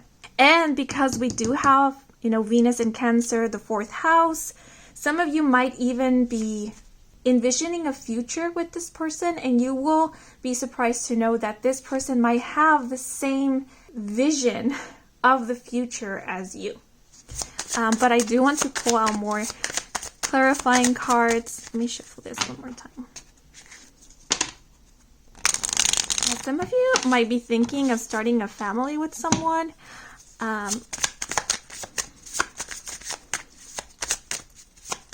And you're kind of wondering whether this person also has the same ideas as you, the same longing to start a family with you. But let's see what these clarifying cards say. Oh, we have potential. So we have the word potential repeated in this spread twice. Yeah, and look, it's a seed that has taken root and has sprouted. So it also makes me think of growth, of birth. Yeah, so there is potential here. Like, if you guys have been wondering whether a relationship has potential, yes, there is potential here. And because this seed has already taken root and sprouted, I feel like this relationship, it's already on its way to becoming that which you were hoping for it to become. It is already growing. So just keep nurturing this relationship. Because what I'm seeing with all these cards is that you're getting constant confirmation, constant proof that something is working out for you. Yeah, the one-way sign is making me think of moving upwards, like a plant grows upwards, right? Okay. You know how seeds, they first grow downwards because it has to take root first before it starts growing upwards? So I feel like the rooting process, that's what you have been doing thus far. Yeah, because we don't see the rooting process because it's underground. It's in the dark, right? We just have to trust that the seed is doing its thing. Yeah, and it's making me think of like conception, conceiving. And so the seed has done its thing, and now it's sprouting, and you're seeing this. This sprout here is what you are seeing in the month of March. Like confirmation that yes, this has taken root. This has been growing. So what you will see starting in the month of March and moving forward, if you keep nurturing this, if you keep allowing for this to grow, is, even more growth. And it's so beautiful how we have all this sun imagery, and then we literally have like a seed here, a plant. The sun helps for plants to grow. It nurtures them. So nurture your dreams, nurture your ideas, give them the opportunity to grow because they do have potential. If this is about a relationship, this relationship has potential. If you have been experiencing a one-sided relationship where, the effort, the work hasn't been mutual, or has been imbalanced, we do have the sun and the moon here, which makes me think of like counterparts and of balance. Let me pull out some key terms because that's what I was supposed to do anyways, before I finish this thought. Look, we have joy, and it fell right on top of the potential card. And we all have more sun imagery here. There's the sun in the background in the potential card. Wow. Oh, look, we have romance. We have ascend. More messages of moving upwards, ascending. We have create. And we also have foundation. Yeah, this potential card can speak about stable, sturdy foundations. There is stability here. So, you know what? Yeah. And we have decision. Okay. Have decision. Yeah, I was thinking about some of you might be needing to make a decision in the month of March, and I was thinking of that when I saw this one-way street sign, but I didn't mention it. Why didn't I mention it? I don't know. Sometimes so many messages come through and I forget. So, but we also have spirit. I feel like these are extra. We have practice and we have health. So I'm gonna put these here on the side because I feel like that's extra messages. But okay, if you have been experiencing a one-sided relationship, I really ask of your discernment here because I feel the following messages will really depend on your situation, because with the key term decision here, I feel like it will vary. Okay, the Sun card in tarot represents complete honesty. Like that kind of raw, no sugarcoating kind of honesty. Because the sun reveals all. Nothing is hidden here. So what is being asked of you is to be completely honest with yourself in terms to this one-sided relationship or even situationship. Are you holding on to an idea, an expectation of potential, which is keeping you in this one-sided relationship or situationship? Or do you honestly see potential? Is there like proof that there is potential for this relationship to become stable, for it to become a balanced relationship? Because this decision, I feel here, like it's very much up to you. Because like there's like two groups here. Like for one group, I do feel like there is potential here. Like this relationship can work and become something stable. because there is proof that the other person in the relationship, or the person who has not been putting as much effort into the relationship, is willing to work for this relationship, is willing to start putting an equal amount of effort. I apologize for this awkward insert, but I felt it was necessary to make it clear that proof means physical proof through action or change, not just empty promises. Then you deciding to keep working on this relationship is going to reap a lot of rewards. And then we do have ascend, joy, romance, create here. So there's a lot of beautiful energy here. If you do decide to stay and commit.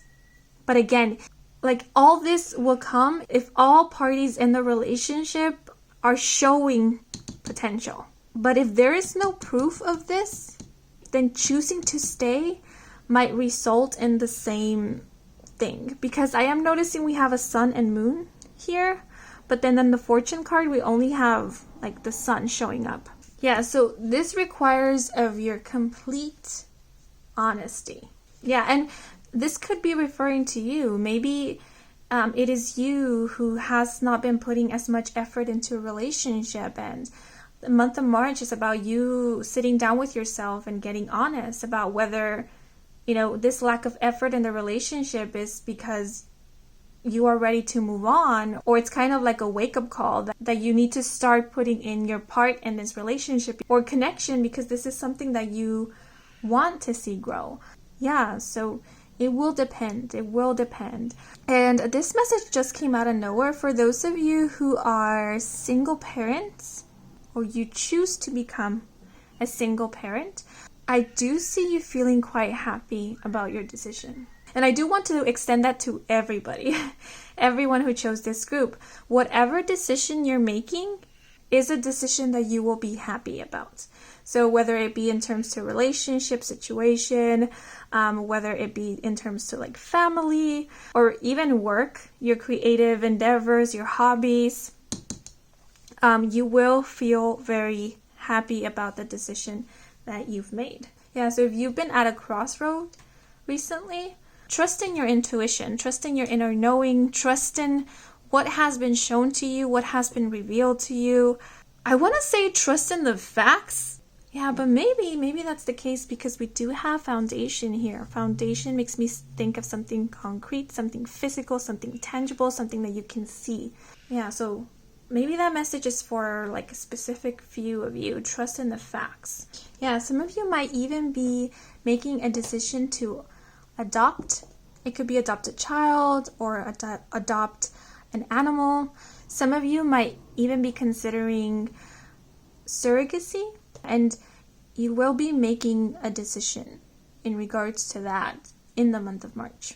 Yeah, but we have romance here, so again, I feel that further confirms the messages that were coming through before, that in terms to a romantic relationship, things are progressing, they are moving forward, they are ascending. Some of you might be experiencing a next level of commitment in your romantic relationship in the month of March. You could be building foundations because we have romance here with a romantic partner this month, or literally starting a family with them this month. Oh, I did speak about a psychic connection or even a spiritual connection that maybe some of you were inquiring about. Yeah, I feel in the month of March, you're going to start seeing, you're going to get tangible physical proof that this psychic or spiritual connection is real, that it's not one-sided, or that there is someone out there for you. Yeah, so if you feel there is someone out there for you, someone specific, but you haven't met them yet, they could be revealed to you in the month of March.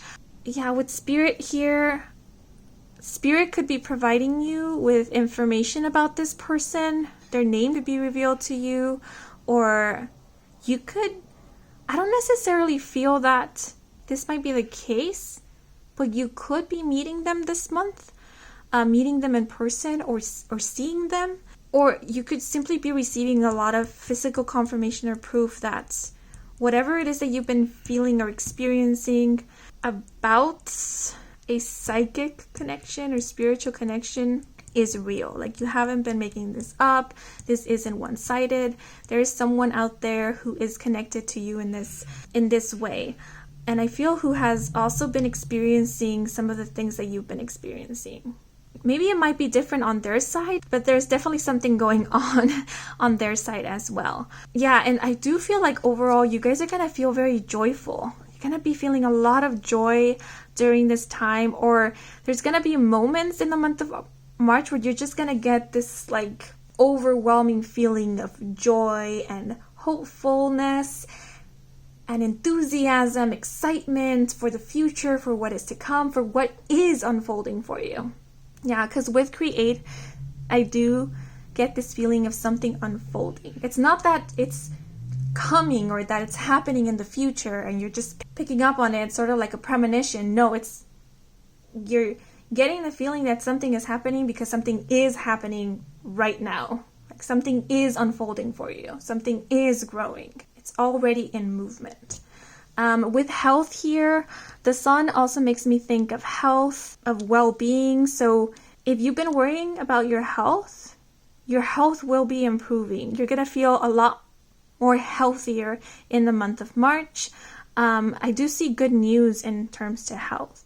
And this could be pertaining to you, but I also feel it could be pertaining to like family or a loved one, someone that maybe you have been concerned about. Yeah, good news in regards to health.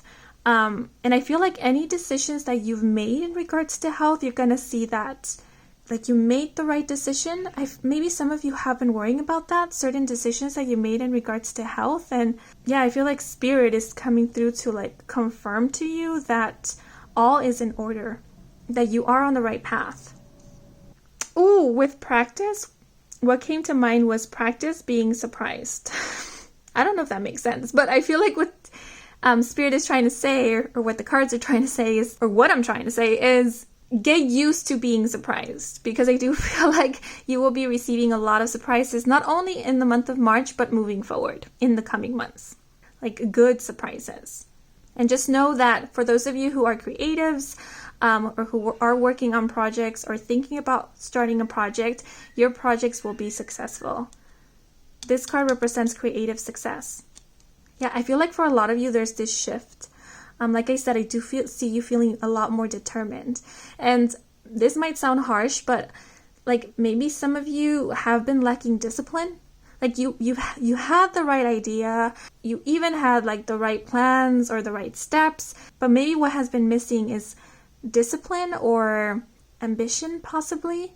And once you put this missing piece into the puzzle, everything aligns. Yeah, so again, use discernment, because I don't want anyone who tends to overwork themselves to feel like you are not doing enough, because this is not a message of you not doing enough. It's simply a message about focus, because I do feel like some of you guys have been lacking focus.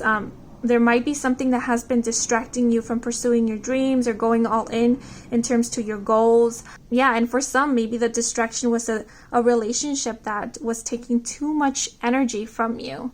And maybe for some, this decision could be, letting go of that relationship. And the moment that you do is when you reclaim your energy and then refocus it towards your goals, your dreams. And that's when you start seeing progress in terms to your career, your finances, or just like stability in general, feeling more stable or having stability in your life. Yeah, so I did mention discernment so many times in this reading, and I feel like this month is really about you using your discernment, you being honest and real with yourself. Like no excuses, no downplaying yourself, no pretending is the feeling I'm getting. I know that might sound a bit harsh, but the sun is really showing up here to say it's time for clarity. It's time for truth. No more hiding what needs to be acknowledged.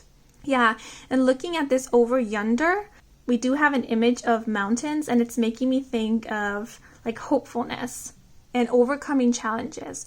Or the feeling I get with this card is that I feel like you guys have gone through so many challenges in different areas of your life. Yeah, there was a very perseverant energy coming through for this group. So I feel like even though you faced so many challenges, and maybe there were points in which you wanted to give up, but you found it in you to keep going. Yeah, so something that you didn't give up on is bringing you a lot of fortune and fulfillment in the month of March and moving forward. And this thing that you didn't give up on, it was showing you potential, but it just was taking its sweet ass time to give results. Yeah, so this might very well be the thing that surprises you. Yeah, but let's see. We do have the number 28 here, so the 28th of March could be an important day, or something of importance could be occurring during that week. So technically it's the last week of March. But March is the third month of the year, and we do have 4 and 5 here, so you can expect for things to continue moving forward, progressing, growing in the coming months. Yeah, because I feel like 4 and 5 is indicating April and May. But I just want to wrap up this part of the reading by pulling out an extra oracle card just to get any last messages, advice, and or guidance from Spirit.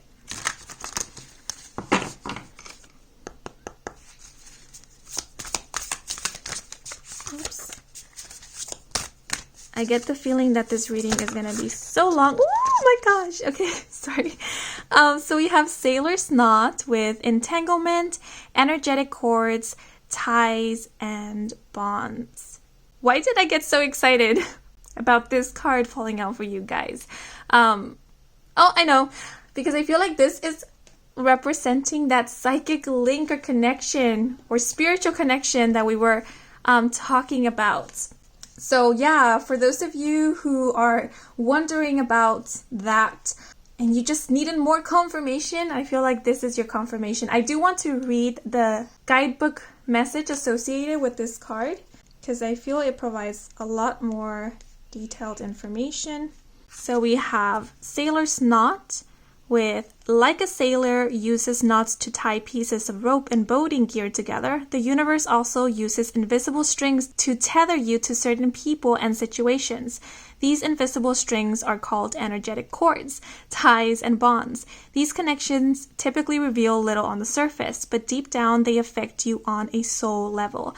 We establish energetic ties before we reincarnate so that we can learn from them while on Earth.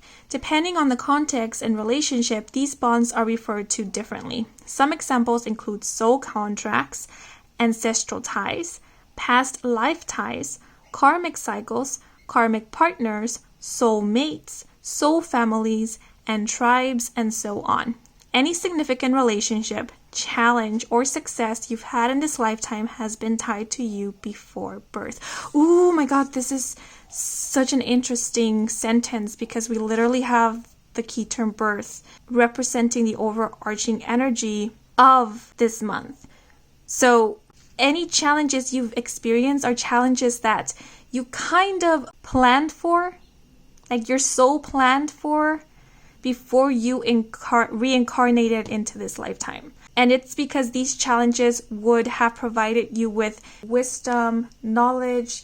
They were here to help propel your growth. Yeah, and all the success we've been speaking about, know that it's meant for you. You were meant to experience this. So if you ever feel like this is too good to be true, know that it isn't. Because you planned for this. Because this was meant to happen. Now, you do have a soul connection to someone, but I do want to point out that some of you might feel a strong attachment or even like codependency to someone because there's this energetic cord. And we can establish energetic cords with someone when we have put so much energy into the other person, given so much focus to them. If some of you are experiencing like a one-sided relationship or situationship and you know it's time to move on, but for whatever reason you feel like you can't, or something keeps pulling you back, it could be because there is this energetic cord between you and this person, or between you and this relationship. So what would be recommended here is to do an energetic cord cutting. You could do that by finding a safe space in which you can relax and ground yourself, and then set an intention to call your energy back to you and to release anything that is not of you. If you are good at visualizations, you can visualize a cord between you and the person that you feel a strong attachment to, and then imagine that cord cutting and it being released from you and from the other person. Or you can ask your angels, your spirit guides, for assistance to remove this energetic cord or to cut it. There's other rituals for energetic cord cutting. I'm not very familiar with them, but if you are, if you want to try it out, or if you want to reach out to someone who does that and ask for assistance, you can. Yeah, but just know that because we have a soul connection or we have a psychic link to someone doesn't mean we have to stay with that person or try and make things work, because we all have free will. So if you feel like it's time to move on, respect that and know that you can. Yeah, and sometimes when we miss someone, it's not so much because we are missing the person, but we are missing the energy, our energy that we have given to that person. You know, because when we connect with someone, we exchange energies. And so like what you are missing is your own energy. And so calling that energy back to you might help with you no longer missing that person or wanting to go back to that person that you feel no longer resonates with you or you want to move on from. Yeah, but now I'm just gonna move into part 3 of this reading. I'll try to do this short and easy. So first we are going to look into what is something that you might be perceiving as a challenge this month and get some advice and guidance from Spirit in regards to that. Oh, those are too many cards. I said short and easy, and then Spirit is here viewing so many cards. Okay, one card please, Spirit, and then I'm going to ask for a clarifier. So we have the 9 of Coins upright with indulgence, thriving, and self-reliance. And the clarifying card for this, what is something that they might be perceiving as a challenge in the month of March? We have a clarifying card. And we have the King of Swords in reverse with manipulative, abusive, and controlling. Yeah, okay, the first thing that came to mind when I saw this 9 of Coins is the word singlehood. Yeah, some of you might be deciding to cut cords with somebody, to end a relationship or a situationship. Yeah, and the King of Swords is an air sign, so Libra, Aquarius, and Gemini. So this person that you might be choosing to move on from could be an air, sun, moon, or rising, or have air predominant in their chart, but they don't have to. They could just be demonstrating a lot of these air sign-like qualities, especially, you know, King of Swords in reverse. So someone who tends to be very controlling, can, you know, maybe be abusive, disrespectful, manipulative. This might even be someone who gaslights others. Yeah, I feel like this King of Swords in reverse, whoever this may be, has a hard time taking accountability or accepting or acknowledging when they have done something that is hurtful to others or done something that is morally incorrect or just wrong. Yeah, that's what I'm seeing with the 9 of Coins. The other thing that came to mind is that someone might find it challenging to see you succeed or to see how well you are doing. So this could be an ex, possibly an ex-lover, because we do have romance here, or an ex-friend, or someone who is no longer a part of your life or as involved in your life. They could see how well you are doing and they could have a hard time like accepting that you are doing well without them, that you are thriving without them. Oh, maybe that's why the message of missing someone came to mind, because this person might, maybe this is someone that you're not even involved with right now, that could be making a comeback or a reappearance in the month of March with messages of I miss you or I've been missing you. And they might want to persuade you or convince you to give this relationship another chance or to see each other again. And again, I feel like that's why we have the key term decision, and that message came up. You know, just because you miss someone doesn't mean that you're necessarily missing the person. So again, there were the messages of being honest with yourself. And look what popped up right now. Health. If this person was messing with your health or your well-being, or this relationship was a detriment to your health, just a heads up to really, really be honest with yourself about whether you want to give this a second opportunity. Because I do see you thriving and doing very well on your own. And I feel like this person is maybe not doing so well. Like, I feel like they're still stuck in the past. They're still stuck in their old ways. And I will be honest, because that's the message that is coming through. This could be you having a hard time seeing somebody else doing very well. Like some of you might be missing someone of your past, or missing what you used to have with someone, or how it used to be. And recall that there was a message at the beginning of not focusing on the past, not getting distracted. Because I do feel like overall, this Nine of Coins is representing you.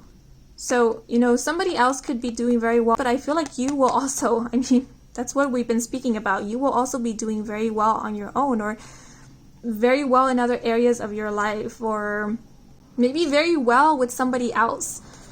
Yeah, so don't let this distract you, especially if you know this wasn't any good for you, or isn't any good for you, or has no more room in your life or in your future. I also feel like some of you might find it challenging this month to not overspend or to be mindful about your finances. Yeah, because we do have this person with this black card, and black credit cards have no limit, right? Yeah, so just be mindful with your money. Maybe this is advice to look into saving. Or if you are planning to invest, do your research. Do your research, because the King of Swords in reverse can be a bit cocky and arrogant. They can assume things, or they can assume that they know everything, that they don't need advice, that they don't need guidance. Yeah, and so it doesn't hurt, to get a little bit more information. It doesn't hurt to be well prepared, so inform yourself. Yeah, and some of you might want to look into how to manage your finances. And if you do have like a financial manager or assistant, like this could be an accountant or something like that. Yeah, there is a message of not overly relying on someone else to manage your finances. Keep checking in with them. Keep checking in, know what's going on, ask for all the paperwork or information. Don't do their work for them, but just stay informed. And this doesn't even have to be a professional. It could be someone that you know, like a family member who tends to take care of the finances. Yeah, you have every right to know what is going on with your money. So stay informed. And some of you, maybe you have like a, what's it called? You share a bank account with somebody. If so, be careful with that too. Like if you have been thinking about becoming independent, having your own bank account, and someone is making you feel guilty about that, don't let this person get to you. If you feel it's the time to be like financially independent or manage your own money, then it's okay for you to do so. Yeah, don't let anyone manipulate you into thinking that you can't do something on your own, or you can't start something of your own. Like this King of Swords in reverse could even be like a spouse, and maybe you're thinking about going back to work, or maybe going back to school, and someone is trying to convince you that it's not a good idea, or that you won't do well. If so, like the challenging part would be not letting this person's beliefs, ideas, negative perception, or voice get to you. If someone doesn't believe in you, that doesn't mean that you can't believe in yourself. Though I wish that weren't the case for you. I wish that all of the people who you are surrounded by are people who are supporting you. Okay, but now I'm going to pull out cards for something that you can look forward to. Oops. Okay.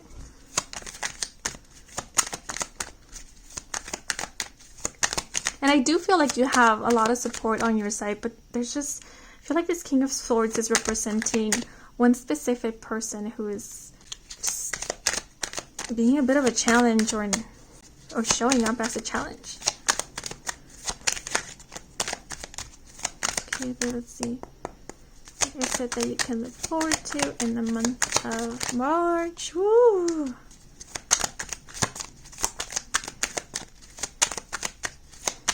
I wonder how long this reading is going to be. So we have the Two of Coins upright with priorities, finding balance, and managing resources. We have been speaking about managing your finances, managing resources. So yeah, you guys are definitely doing that. If you have been wanting to learn how to manage your resources or your finances, that's something to look forward to this month, because I do see you learning how to do that and doing it. We do also have the Five of Cups in reverse with gratitude, focus, and seeing opportunity. Ooh, okay. So with priorities and seeing opportunity and focus, I do feel like you guys will be getting your priorities in order or in check. Now I'm being reminded of Ron Weasley from the Harry Potter series when he goes, she needs to sort out her priorities. Yeah, your priorities will be sorted out this month. Oh, this is the Four of Cups. The Four of Cups in reverse. Yeah, the Four of Cups, when it's upright, it speaks about, apathy, regret, disappointment. So with it being in reverse, I do feel like any decisions that you have made or you will be making, you will be feeling pretty happy about them. There's no feeling of regret here. And with finding balance, if you have been working to find balance between different areas of life, you will be finding that balance. I am especially seeing that in regards to like home, family, relationships, and career, work, hobbies, and so on. And balance is also making me think of stability. So I am seeing financial stability for you in the month of March. And some of you might have multiple sources of income, and I see you managing all those multiple sources of income very well and reaping much reward from them. Yeah, the Two of Coins is giving me this feeling of being on task or feeling on task. Some of you might be feeling very independent during the month of March. And the Four of Cups in reverse is giving me this feeling of not feeling like you're missing anything. Like feeling like you have everything that you need and more. Feeling okay, feeling at peace, feeling stable, feeling grounded. The number 4 for me represents stability. It represents health. It also represents angelic protection and angelic guidance. Yeah, so I do see you feeling like set, stable, protected. And I do see that there is a shift in perspective here, shift in focus, where we did speak about how like some of you could have tended to expect the worst. And the Four of Cups in reverse is letting me know that like you are starting to see the opportunities. You are becoming more optimistic, like level-headed is what I'm getting with the Four of Cups. You're seeing potential where there is potential. You are focusing on things that do want to grow. Four of Cups in reverse also gives me this feeling of fulfillment. You are feeling fulfilled. Now I'm going to move into the last segment of this reading. For this last and final part, I will offer space for you to receive a message from the spirit animal who will be working with you this month. So as you can see, we have 3 different crystals on the table. We have an orange calcite, a tiger's eye, and a bloodstone crystal. And I will ask of you to please cast your gaze upon these crystals and see which one calls out to you, because the one that calls out to you will be the one that will help bring forth the spirit animal that will be working with you this month. Okay, and now that you have done that, I will start off by pulling out a card for those who chose the orange calcite.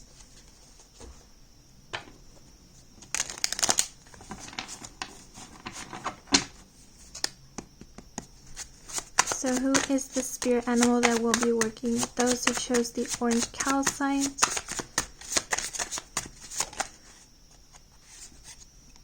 Oh, so we have the whale with Numa, And the message, whale exemplifies the life-giving spirit within us. With a blast from her blowhole and a splash from her body, we are reminded of the greatness surrounding us. Thanks to whale's graceful grandeur, we are able to ride upon her back as we journey to find meanings well outside of our human understanding. In awe of her presence, we are guided to travel inward in contemplation. As we dive towards the depths, she gently nudges us to explore our creative spirit and find essentia. Wow. There's a lot of creative energy here. So now moving on to the tiger's eye. Ooh, those are too many cards, so I'm going to put them back in and try one more time. Okay, ooh, so we have the swan with love, which is a word that came through right at the beginning for you guys. And we have the message, Swan teaches about awakening the power of self-love and recognizing inner beauty. Drawing energy from our virtue, she encourages us to reflect upon our fortuitous bounty. In the embrace of her grace, we are reminded to swim gently with the currents of life rather than against them. She rouses us to affectionately take review of our emotions, examine the trappings of our humanness, and acknowledge our shortcomings. Once we are able to love ourselves, we are able to love others without expectation. This is reminding me of that message of being completely honest with yourself. Okay, but now moving on to the bloodstone.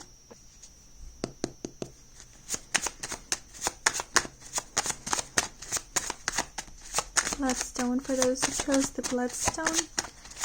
Who is the spirit animal that we'll be working with them this month? And we have the snake with release, and the message, as snake moves through the millennia, she teaches us about change, reflection, and balance. She models perseverance in the face of hardship and inspires us to journey in self-reflection. Snake encourages us to shed our skin, discarding the items in our life that no longer add value. With a fresh outlook, challenges become possibilities and possibilities become opportunities. We become the master of our past, present, and future. Untethered and free of trappings, our destiny becomes our own. Wow, this one is super powerful. Yeah, so for those of you who chose this one, know that you have undergone so much growth and maturity.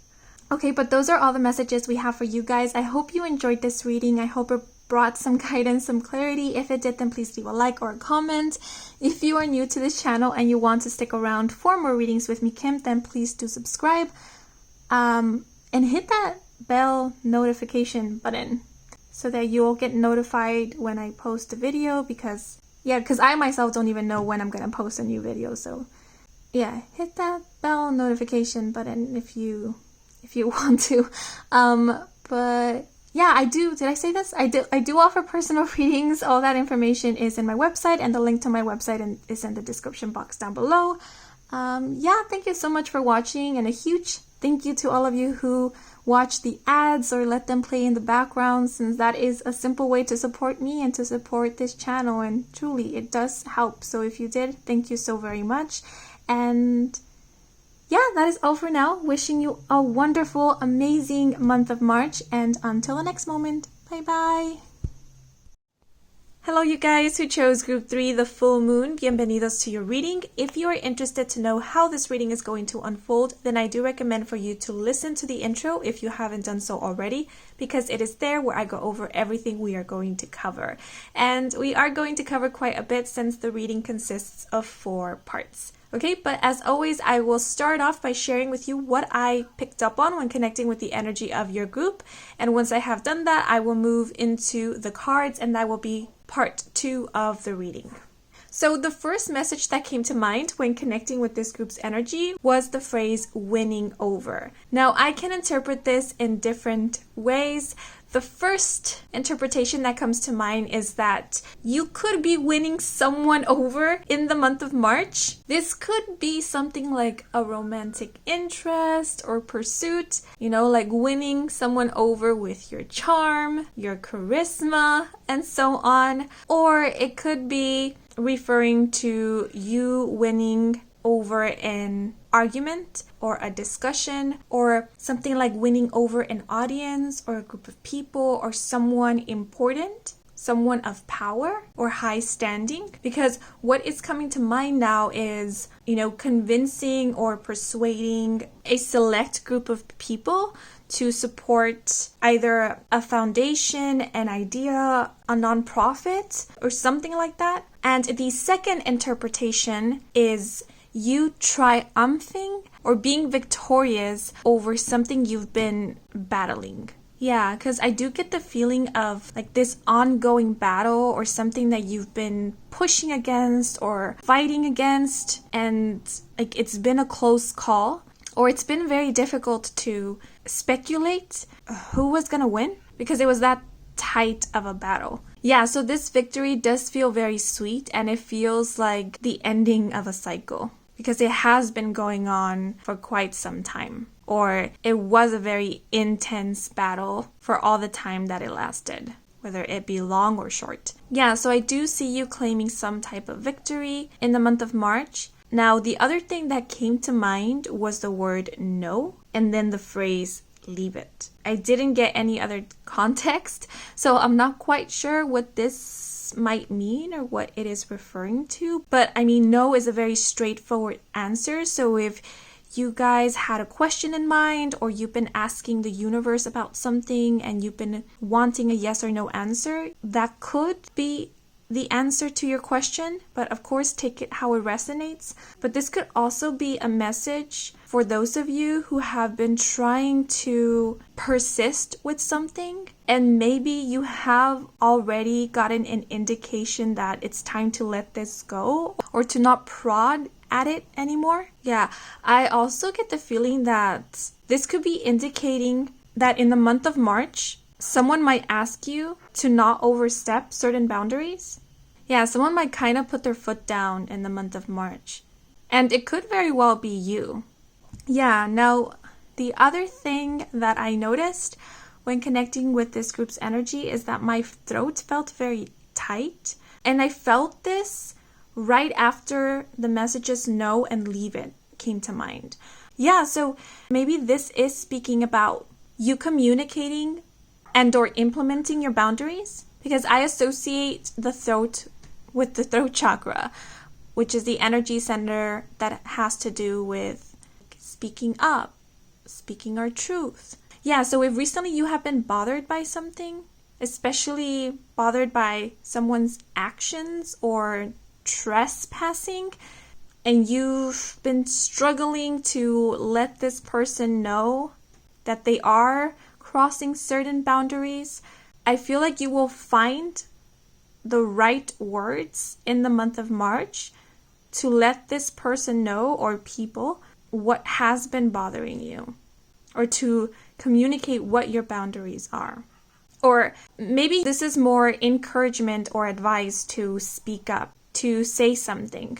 It's super windy outside, so all the dogs in the neighborhood are barking, I guess because of all the noise and so many things moving around because of the strong winds. So yeah, I apologize for all the loud background noise. But I was going to say that the other thing I picked up on is that all of a sudden I felt this need to cry. And because you guys were called to the full moon, and the full moon is known to be a symbol of releasing, letting go, some things could be coming up to the surface, and if they are, it's for you to release them. It's not for you to judge it or swallow it back down. It's for you to acknowledge it, maybe even feel through it, so that you can let go of it. Now, there is a full moon occurring on the 7th of March, so if you feel called to do so, you could work with the full moon on this night to process through or let go of anything that does come up. Or you could work with the full moon to, surrender and allow for what needs to surface. Yeah, and I feel called to say that you could still work with that full moon energy before the 7th and after the 7th. So it could be that on that week, you might feel very emotional, sensitive, or sentimental. You might even feel a bit temperamental or ill-tempered. And again, it's because things are surfacing up.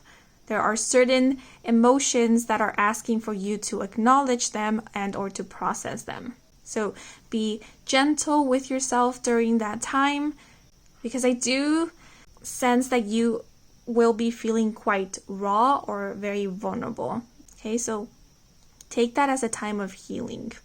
Now, the last thing that I experienced was this warmth. And it made sense that I will feel warmth because this full moon in March will be the last full moon in winter for the northern hemisphere. Yeah, because we enter spring season in the northern hemisphere around late March. And spring is the season of renewal, rebirth, whereas winter is the season of surrendering, releasing, healing. So I feel like that warmth was representing the thawing of winter. So what you will be experiencing at the beginning of the month is the ice melting, winter giving way to spring. And that's a very vulnerable and raw transition. So that sensitivity, sentimentality, vulnerability that you will be feeling during the start of the month is that transition from, winter into spring. Oh, and the word completion just came to mind. So like I said, you could be experiencing the end of a cycle in the month of March, or you could be reaching some type of completion during this time. But now I'm going to move into the cards, and this is going to be part 2 of your reading, where we are going to get an overview of the month. And the card that falls out here from this deck will give us the overarching energy of this month.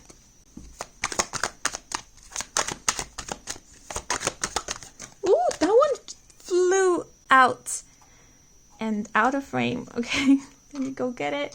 So we have the 8th house with moon in Scorpio and the key term power. Wow, so there's a lot of moon energy or moon symbolism for you guys. And we do have this imagery of a crescent moon and a sun. And this is making me think of a transition as well, from night to day, from winter to spring. And this image of this person over here is making me think of an awakening, someone waking up from slumber or a hermit period.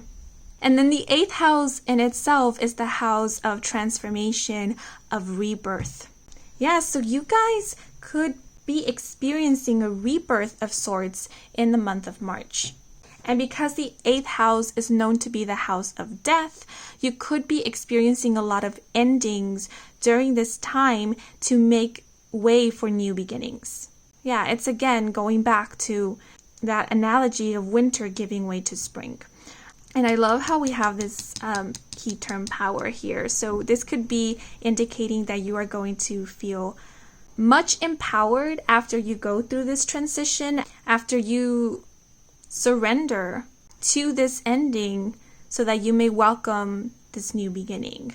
Yeah, and I feel like power is also speaking about control. And there was that message of, no, leave it. So maybe there is something that you guys have been wanting to control, but it's out of your control, and wanting to control this thing that is out of your control might have taken a lot of energy from you, or might have led to you feeling powerless.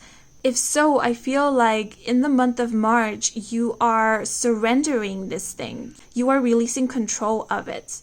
And the moment that you release control is the moment that you reclaim your power, or you feel this great sense of relief, like a burden has been lifted off your shoulders.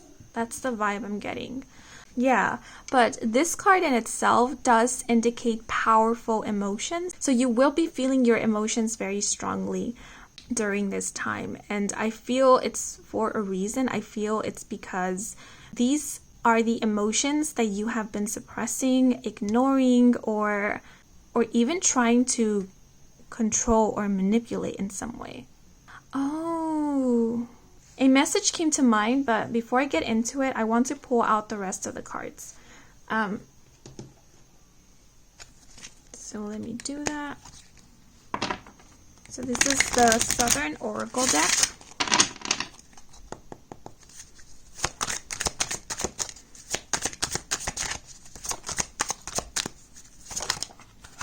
Okay. And we have number 35 with I'll get around to it, and the key phrases: what's the rush, waiting, inspired action only, trust, and relax to allow the flow. Yeah, that's kind of what we have been speaking about, like surrendering, allowing. Surrendering or letting go of the need to control how you feel is what came to mind. Oh, okay. Wow, and we have rice. Ooh, I love this because we have been speaking about rebirth, about the coming and the entering of spring, and we literally have a sun rising here. Yeah, it feels like you guys have been in this moon phase, have been exploring the night, the darkness. Some of you might have even been delving or doing like intense shadow work, or experiencing, as some people call it, the dark night of the soul. And what is happening here sometime in the month of March is you coming out of or awakening from this dark period or blue period. Yeah, and the vibe I'm also getting from this Rise card is someone reclaiming their power or their sovereignty. I do want to pull out one more card from this deck. Ooh, ooh, ooh, ooh, ooh.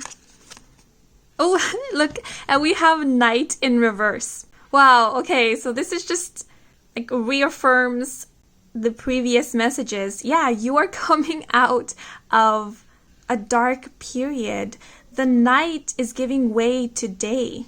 And again, we have a crescent moon here. Wow, that's so interesting. It's really cool how this Knight card showed up, and it showed up in reverse, which is letting me know that this energy is leaving. It's what you are coming out of. And what you are entering into is this energy here, represented by the Rise card. Oh, and look what's at the card at the bottom of the deck. Release. Yeah, you are definitely, I do want to leave this here. You are releasing in the month of March. Some of you guys might have been or could still be working with a therapist or a counselor to do this intense inner work, because it does feel pretty intense to me. And I do feel like a lot of this, which you have been working on, has to do with the subconscious or programmings, because this arch here is making me think of a portal that leads into your subconscious, or a portal that takes one deep within.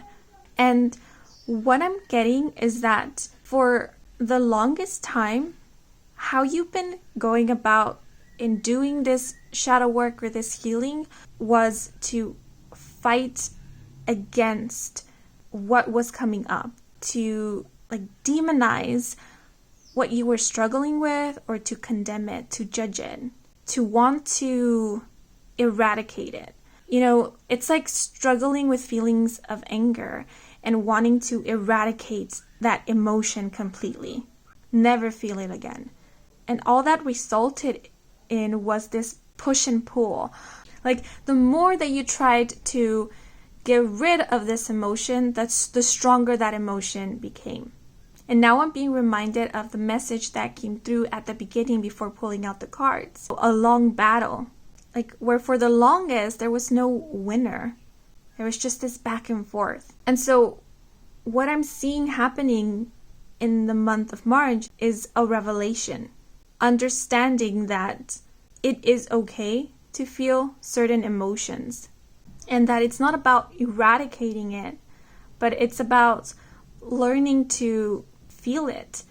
And because I did speak about shadow work, like I've often seen this in others, and I've experienced this myself, where we go into shadow work thinking that we have to eradicate the shadow. Or as some people like to think of it, kill the ego, because the ego is bad, the shadow is bad. But the point of doing the shadow work is not to get rid of the shadow or kill the ego. It's to integrate it, because our shadow side is still a side of us. It's a part of who we are.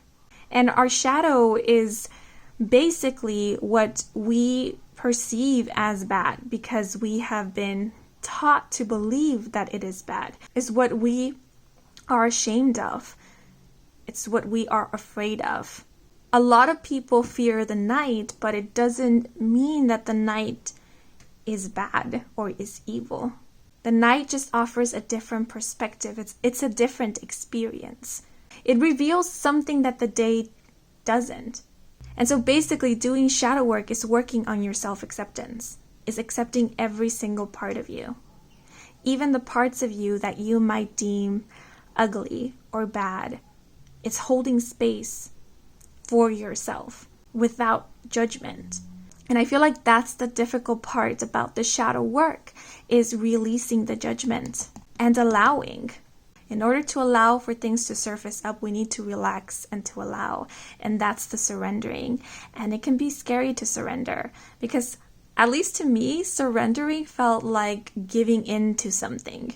And like, what if the moment that I give in, the moment that I allow or surrender, I get lost? I get lost in the darkness. But, releasing is releasing that fear. Because you are not only darkness and you are not only light. And we have it here represented in this imagery, the sun and the moon. You are both. And so you allowing for the shadow to surface doesn't mean that you become only the shadow. It simply means that you allow for this part of you to be as well. And so what I'm seeing here with this crescent moon and the sun is an integration. And that's why we have this key term power, because this in itself is so powerful. It's allowing for your inner masculine and your inner feminine to unite, for your light and your shadow to integrate. It's you feeling whole and complete because you are no longer running away from a part of you. Yeah, we do have the key term trust here. So, all this intense work requires a lot of trust, inner trust, or it helps build that inner trust.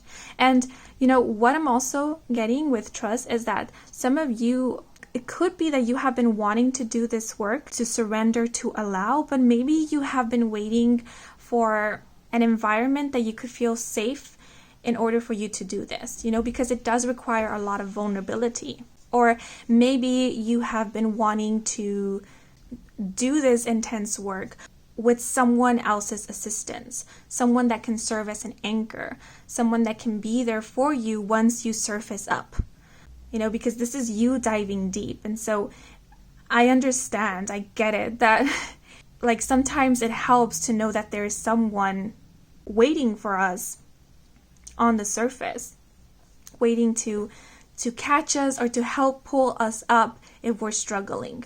And so if that is the case for you guys, and you feel like you haven't found this safe space or this support or someone that you trust in this way, I do feel like it's in the month of March where you will be finding this safe space or place or this person that you can trust for you to take this dive.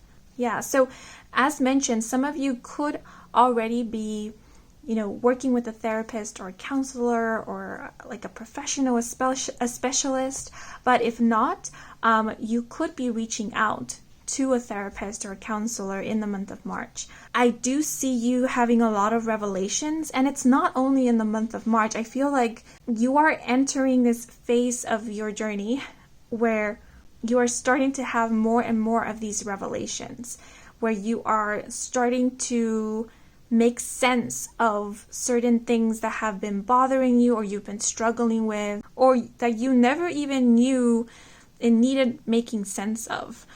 Some of you could be understanding why you react to certain situations or things a certain way, why you felt a certain way, why it was more difficult for you to deal with certain things or to understand certain things. Like, I do see you gaining a lot of clarity, and I feel like the more clarity and understanding, the more grounded you feel, like the more empowered you feel. Yeah, for some, this could even be speaking about like mental health. And I do get the feeling that some of you might have recently taken an assessment and gotten a diagnosis, and the diagnosis helped to answer a lot of questions, or is what brought a lot of clarity.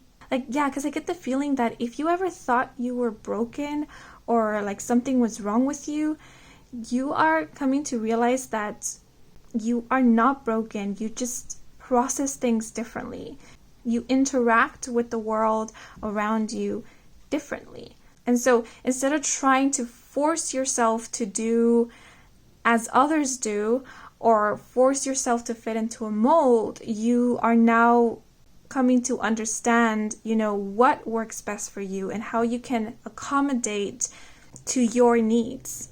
Yeah, because, we literally have the key term power here. And so I'm not getting any feelings of like self-victimization or enabling bad habits or tendencies or blaming others or blaming a situation or blaming external circumstances. Like, there's none of that here. This to me feels like taking accountability, taking charge of what you can take charge of, understanding your strengths and your weaknesses, and working with both. And what I'm also seeing here with, with release and rise is that you are releasing preconceived notions of who you should be, or like this perfect version or idea of yourself. Oftentimes it's recommended to have like this idea of the best version of yourself and work towards that. And yeah, that helps because it encourages us to keep growing and improving and, take accountability and so forth. Yet sometimes that can also be harmful because it's like comparing yourself to others. But instead of comparing yourself to another person, you're comparing yourself to this idea of the best version of yourself. And sometimes that idea of the best version of ourselves has nothing to do with us. Like, it's more of who we think we should be without any consideration of who we are right now. It's kind of like placing these unrealistic standards for ourselves and then beating ourselves up for not meeting those standards. That can be very, very disempowering. And sometimes it can lead us farther and farther away from ourselves. Yeah, because sometimes we picture the best version of ourselves as this perfect person without any flaws. Like this person who is completely healed. They don't deal with anything. They don't have bad days or low days. They always know exactly what to do, what to say, how to respond, and etc. And that's a very unrealistic standard and expectation because at the end of the day, present you and future you are human. Neither version is going to be free of emotions, of lows and highs. Neither version is going to be free of struggle and challenges. So I feel like for some, what you are releasing is this idea of who you need to be in order to be loved or accepted or feel deserving of something. You are releasing this need to compare yourself to this idea. And in the moment that you release is when you free yourself, is when you come back to you. Because you're no longer striving to become, but you're allowing yourself to be. Yeah, because sometimes we can hurt ourselves when we force ourselves to be at a space that we are not ready to be in. Because we do have this message of what's the rush of waiting and inspire action only. So you don't have to do everything at once. You don't have to be ready or healed or be somewhere right now if it doesn't feel right. Like, getting to know ourselves, getting to understand ourselves, it's a process. It's not something that happens overnight, because we are very complex beings. What just came to mind with the power card is there is power in knowing your faults and your perceived flaws. There is power in that, because you don't have to be perfect, or this idea of perfection. Every human, every individual is different. The strengths and weaknesses from person to person is going to vary. And it does not make any person more wrong or right than the other. It just makes them them. So, like, just to give you an example, let's say, because we do have a lot of imagery of night and day. Let's say you struggle with getting up early. And all this time you've been doing everything that you can in order to become a morning person, because you think that being a morning person is being a productive person. Morning people are successful people. That's your belief. And so all this time you've been fighting against your own instincts, against your own way of being, trying to fit into this mold, trying to become a morning person. Like, sometimes you succeed. There's days where you wake up early, but most days you struggle with it. And on those days, you beat yourself up for not being who you think you should be. And that puts you down. That makes you think like there's something wrong with you. Like, you'll never be successful. But that's just a belief. That's an idea. Because who said that in order to be successful or productive, you have to be a morning person? That's an opinion. That's a belief that some people have. But it's not a universal truth. Because we have to keep in mind that every person is different. Some people are more energetic at morning and other people are more energetic at night. And so if you were to, instead of fight against your nature, you will work with it. You would find ways in order to make this, being a night person, a strength of yours. Yeah, so I feel like this month you are accepting a lot of things that you were like condemning or judging. And we can accept something while still wanting to improve, if it does require improvement. Yeah, this could also be about releasing certain beliefs. What beliefs are holding you back? What beliefs are ungrounded? But I do want to pull out some key terms. I was supposed to do this a while back, but I forgot. I got too into the cards. Let's see. I think that's it. So we have joy, we have listen, we have divine, we have ask, and we have transform. Yeah, I do see you experiencing several transformations during this time. I feel like your way of looking at things is transforming. Certain beliefs are transforming. Your mindset is transforming as well. And like I said, I don't feel like this is something that's only happening in the month of March. This could very well be the beginning, of like this ongoing process of this transformation. Because now this arch is making me think of like a doorway to a new beginning. And it's beautiful how, like, on the other side of this like doorway or arch, we have the sun and the moon together in the same sky. So this is making me think of like inner balance, inner union. So what's awaiting you in this new beginning is exactly this. We do have divine here. So I feel like the divine is supporting you. I feel like some of you ask the divine, source, God, angels, guides, whoever it is that you resonate and or connect with for assistance or for help or for clarity, understanding of what you were going through, what you were experiencing. You asked for divine assistance or divine support, and they listened. We do have listen here. They listened. We have ask, listen, and divine. You asked, they listened, and they came through. They're coming through. Like, they intended to come through like right from the beginning, but maybe they were waiting for you to ask because they knew that when you asked was when you were going to be open to receiving the help, the assistance, being open to going through this transformation. Yeah, so you're giving way for this change and this transformation. Like the message that just came to mind is I'm ready. I'm willing and I'm ready. Yeah, because we might be doing the inner work, but if we're resisting, it's gonna feel like very hard work. It's gonna feel like we're hitting a wall.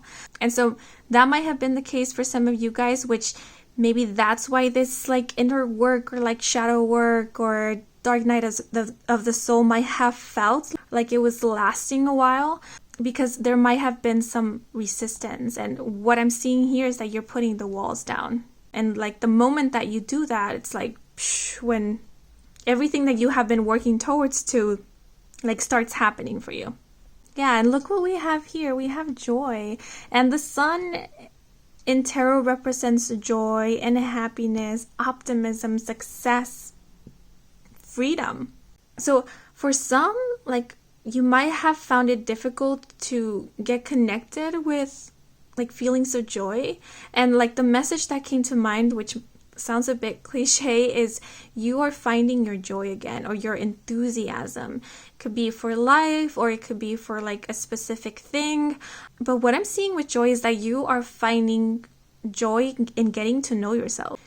It's like a person who hated to do exercise, and like even though they knew they had to do exercise for their well-being, like they hated doing it. It felt like a punishment, and so they dreaded it. But then something shifts, something changes, maybe their perspective about exercise, or they find an exercise that suits them, and then it changes the whole ball game. You know, they enjoy exercising now.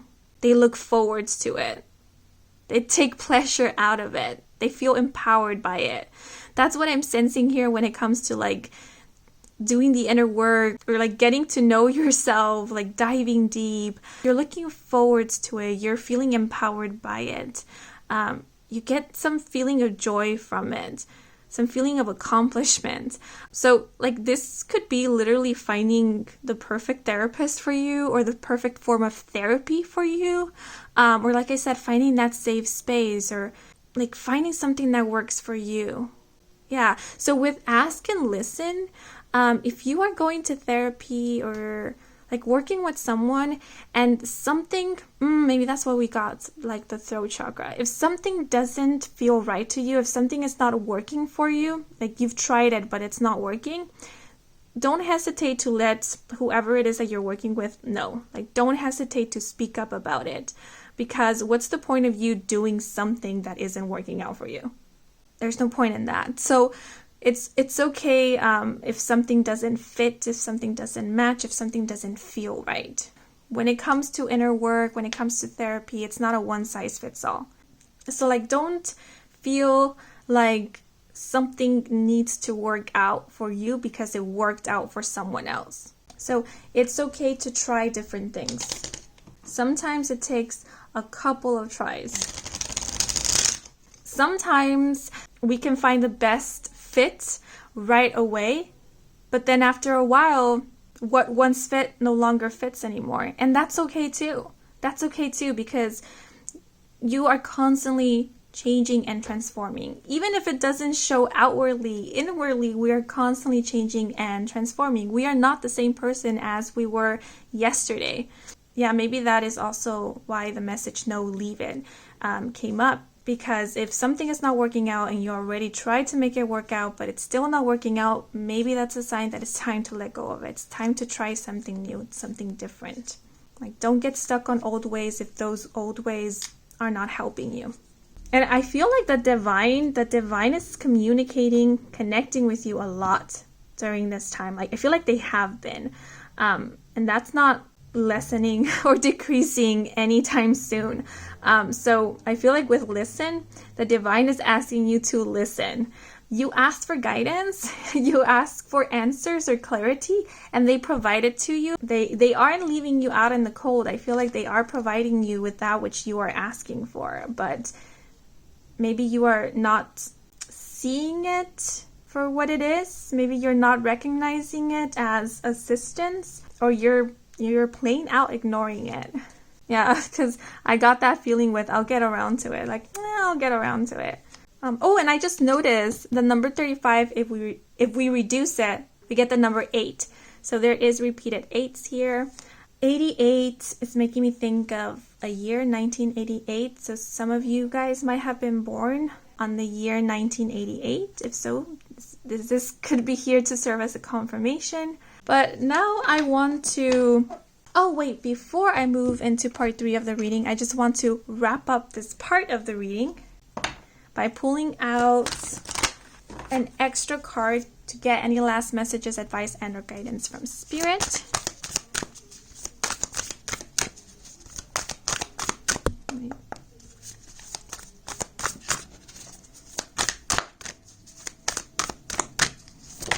Ooh, okay. So 2 cards fell out. And we have Sea Turtle with slow down and be patient and persistent. What just came to mind is you are not running a race. When it comes to your life, to your betterment, to your health, to your well-being, you are not running a race. Okay, and then we also have Shipwreck with find closure and the end of a phase or cycle. Ooh, this is like further confirmation. I did mention how you will be experiencing the end of a cycle in the month of March. So there we have it. I have been reading the guidebook messages associated with the cards that fall out for each group. So I'm going to do that. I'm going to read both. So we have Sea Turtle with slow down, be patient and persistent, and the message, the sea turtle moves slowly, gracefully, and can live up to 100 years. This makes the sea turtle a symbol of patience, wisdom, and longevity. The sea turtle is asking you to take a deep breath and slow your course. There is no reason to rush through projects, milestones, or responsibilities. Many of us were taught from a young age to believe that faster is better. However, this isn't necessarily true, especially when considering soul growth and development. Oh, why did I yell? I'm so sorry for raising my voice. I got excited because this is exactly what has been mentioned throughout the entire reading. There's no need to rush your development or your soul growth. Okay, but let me continue. Whatever it is you're doing, focus on the quality of your work and do it wholeheartedly. Even though this may slow you down in terms of time, you will prevail exceedingly. Yeah, so this is your confirmation that you will prevail. But now I'm going to read Shipwreck. So we have find closure, the end of a cycle or phase with the message, once a ship sinks, it belongs to Mother Earth. The damage cannot be undone, nor can that ship be resurrected to its former splendor. Greater forces are working behind the scenes to ensure that you stay on your chosen path. When you veer too far from this path, the universe may suddenly redirect you in an attempt to keep you focused. These sudden redirects can feel chaotic, confusing, disappointing, and disheartening. When it feels like your world is on the brink of collapse, let it fall. Sometimes things need to fall apart in order to come together. Find closure within yourself and trust that everything is unfolding exactly as it's meant to. The Shipwreck card may also indicate the completion of a phase or cycle. This cycle may be as short as finishing up a small project or as long as overcoming karmic cycles lasting multiple lifetimes. So now I'm just going to move into part 3 of the reading, where we are going to look into things. The first being what will be occurring this month that you might perceive as a challenge, and get some advice and guidance from Spirit in regards to that. I feel like this reading is already super long, so I'll try to be as concise as possible in this part of the reading. Okay, so we have the 9 of Wands, upright, withdrained, resilient, and pushing through. And can I have clarifying card, please, Spirit? Oh, okay. And we have the 5 of Swords, upright, with surrender, defeat, and the cost of battle. Yeah, remember that message that came through at the beginning? To let something be, to no longer prod at it. I feel like that is what these two cards are referring to. Yeah, there is something that you guys have been holding on to or trying your very hardest to make work, but it hasn't been working out, and it's because this is something that you need to release. Like, I get this feeling of you have done everything in your power, you have done everything that you can. So there is nothing more that you can do here. Maybe the reason why you are being asked to release this or let go of this, it's because the universe wants to take care of it now. It's up to the universe now, or up to something else. Yeah, and maybe it is the surrendering, the letting go of that you guys might find challenging. Because with the cost of battle, it's making me think of like someone who doesn't want to let go because they think of all the effort and time they put into this. And I feel like these two cards are saying all that you have done, all the energy, time you put into something, is not a waste. Especially if it didn't become what you wanted it to or give you the results that you wanted.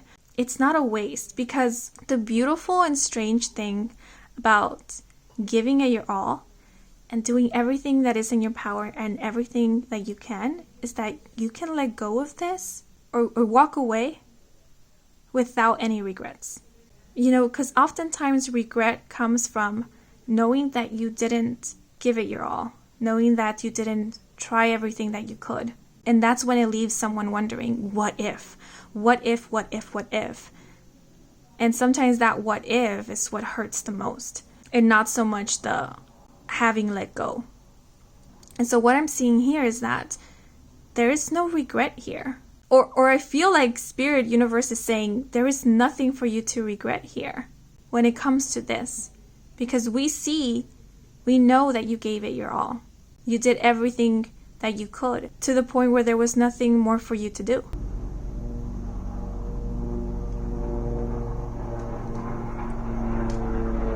Whoa, did you guys hear that? All of a sudden there were like so many helicopters hovering about. Before they interrupted, I was going to say that some of you will be finding it quite challenging to ask for help or support, or to receive help and assistance.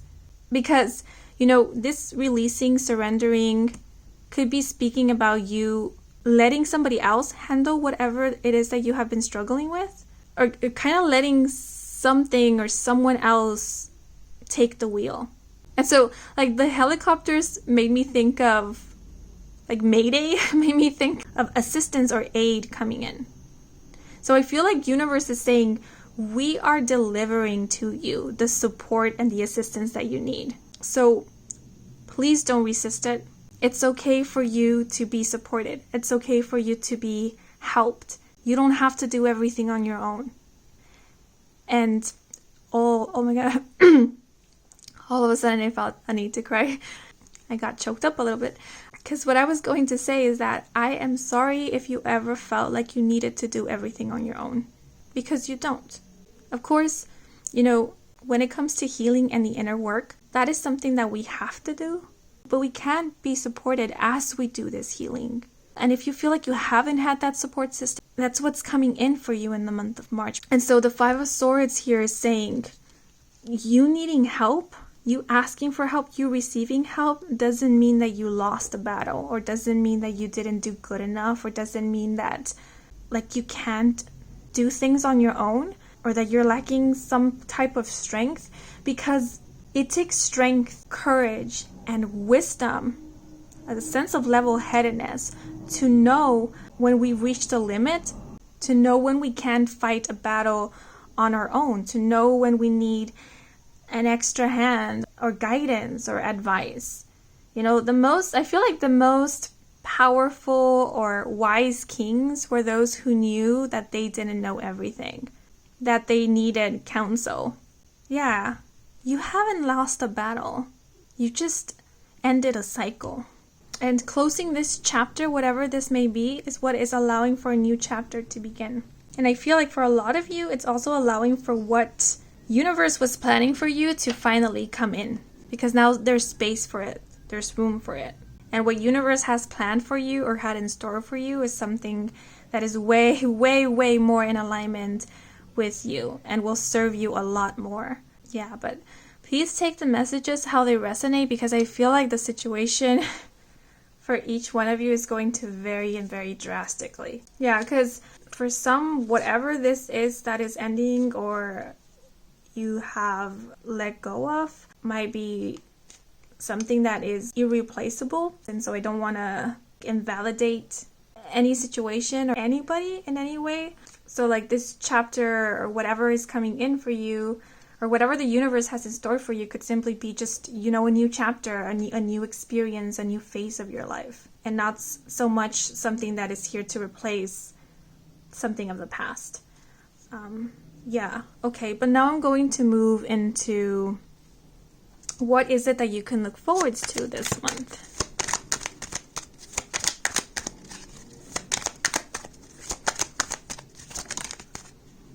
Ooh, how does this one want to fall out? Okay.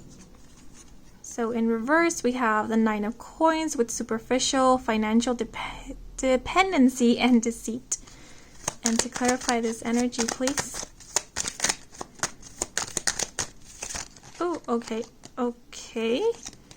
So we have two cards that flipped over. They didn't fall out, they just flipped over. And we have the Seven of Cups upright with wishful thinking, endless possibilities, and fantasy. And we also have the Eight of Wands with communications, rapid change, and the domino effect.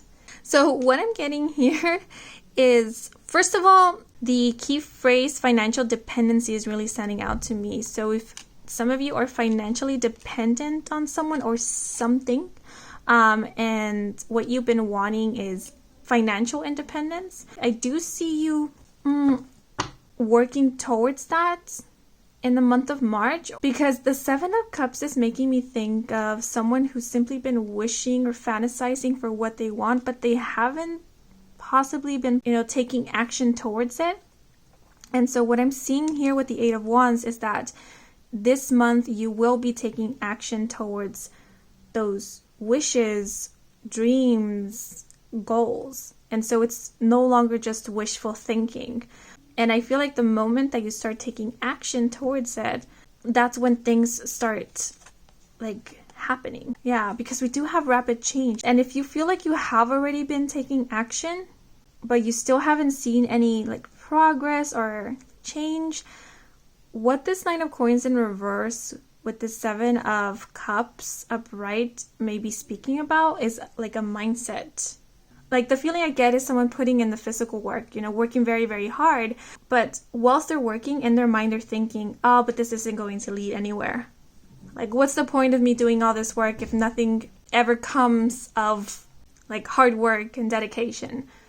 Or nothing good ever happens to me? Or what are the odds that this will actually come to fruition or work out?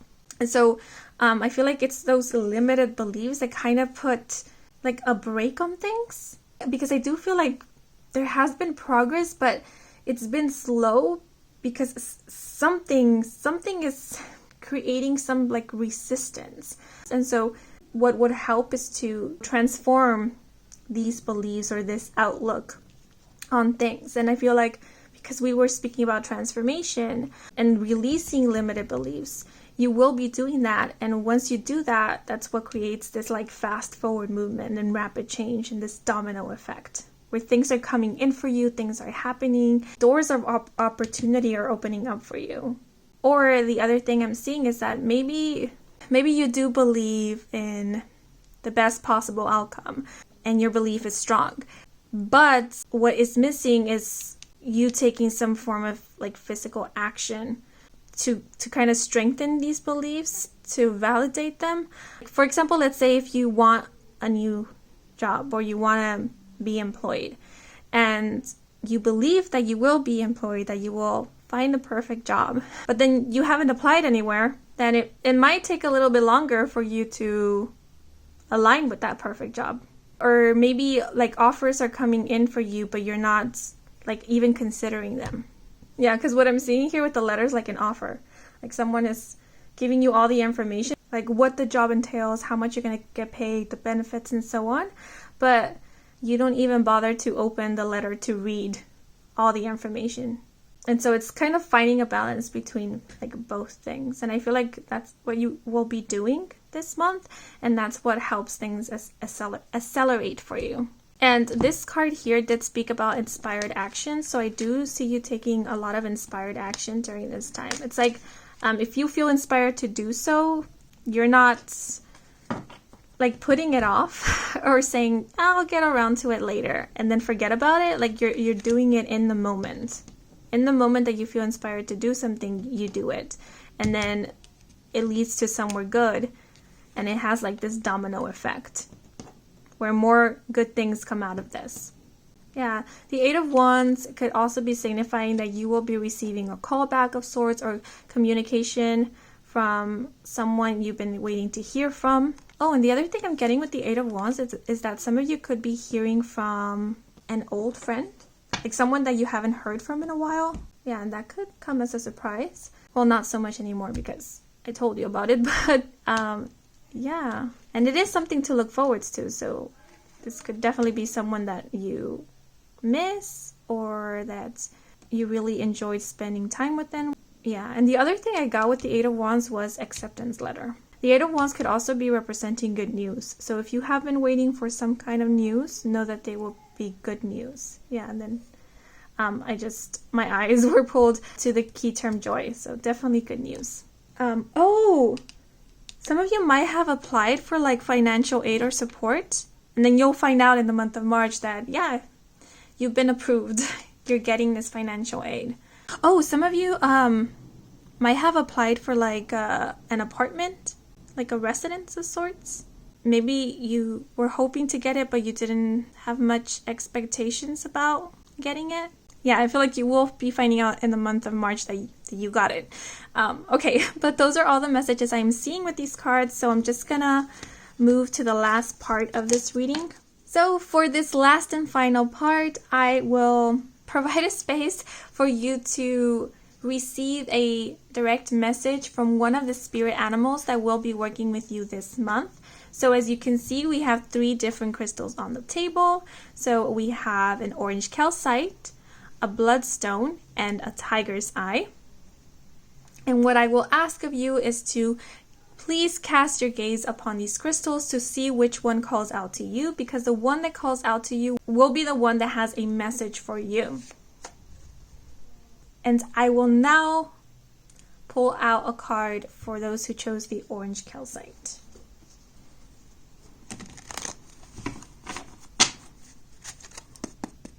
Okay, so who is the spirit animal that will be working with those who chose the orange calcite?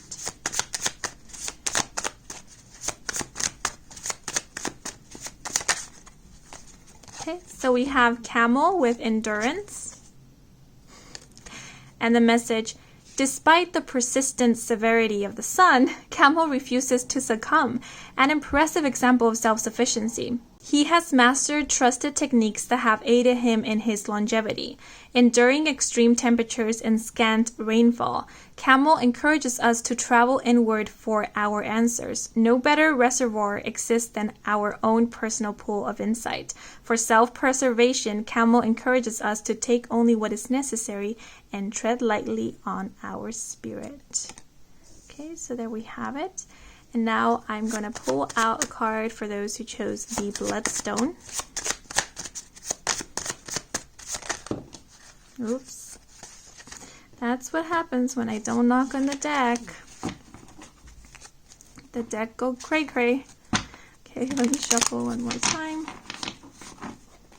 Okay, so who's the spirit animal that will be working with those who chose the bloodstone crystal? Or the bloodstone?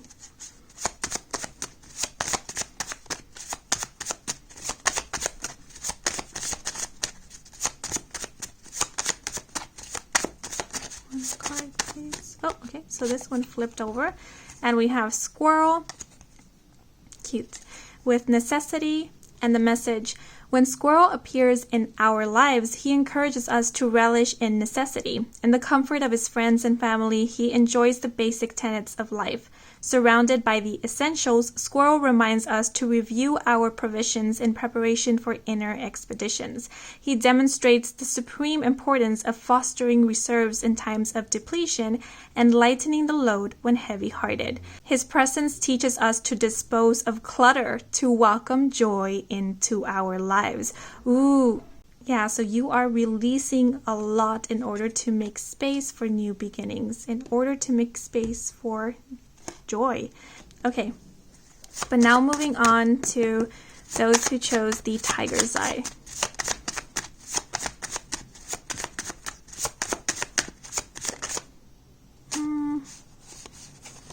This one, yeah, this one flipped over. So we have Eagle with reverence. In his swiftness, flight, and courage, Eagle sets the example of rising above. With his keen sight, he sees both the prevailing patterns of the ground below and the majestic views before him. Soaring in silence, he finds his orientation in the distance. Equipped with a solemn reverence for pledges, he explores higher truths, greater powers, and commitment to one's word. Leading with purpose, Eagle invites us to consider the importance of respect, reciprocity, and community. With freedom comes responsibility. This message really stood out to me. Commitment to one's word. Keeping the promises you make to yourself will be so important because it will build that self-trust or like reinforce it, strengthen it. Yeah, but if you guys were called to the Tiger's Eye, I did notice there was a lot of imagery of birds in the spread here in the Rise card and also in the Knight card. So birds could be of importance for you guys. Yeah, but we do have eagles, hawks, or crows. Yeah. Oh, and then, oh my goodness, I just noticed I had the deck here next to me. This deck, and the hawk was at the top of the deck. Yeah, so birds, hawks, eagles, crows, ravens. They could be a spirit animal of yours or a power animal, or this is how your guides come through for you in the form of these specific animals. Yeah, but those are all the messages we have for you guys. I hope you enjoyed this reading. I hope it brought some guidance, some clarity. If it did, then please leave a like or a comment. If you are new to this channel and you want to stick around for more readings with me, Kim, then please do subscribe. Oh, and also, if you feel called to do so, if you want to hear more of my voice, click the notification bell button. Is that what it's called? Yeah, so you can get notified whenever I do post a new reading because I don't really have a schedule. Kind of post randomly. But moving on, I do offer personal readings. All the information is in my website, and the link to my website can be found in the description box down below. Thank you so much for watching until the very end, and a huge thank you to all of you who took a moment to watch the ads or let them play in the background, since that is a simple way to support me and to support this channel. So if you did, I truly do appreciate it. But that is all for now. Wishing you a wonderful month of March, and until the next moment. Bye-bye.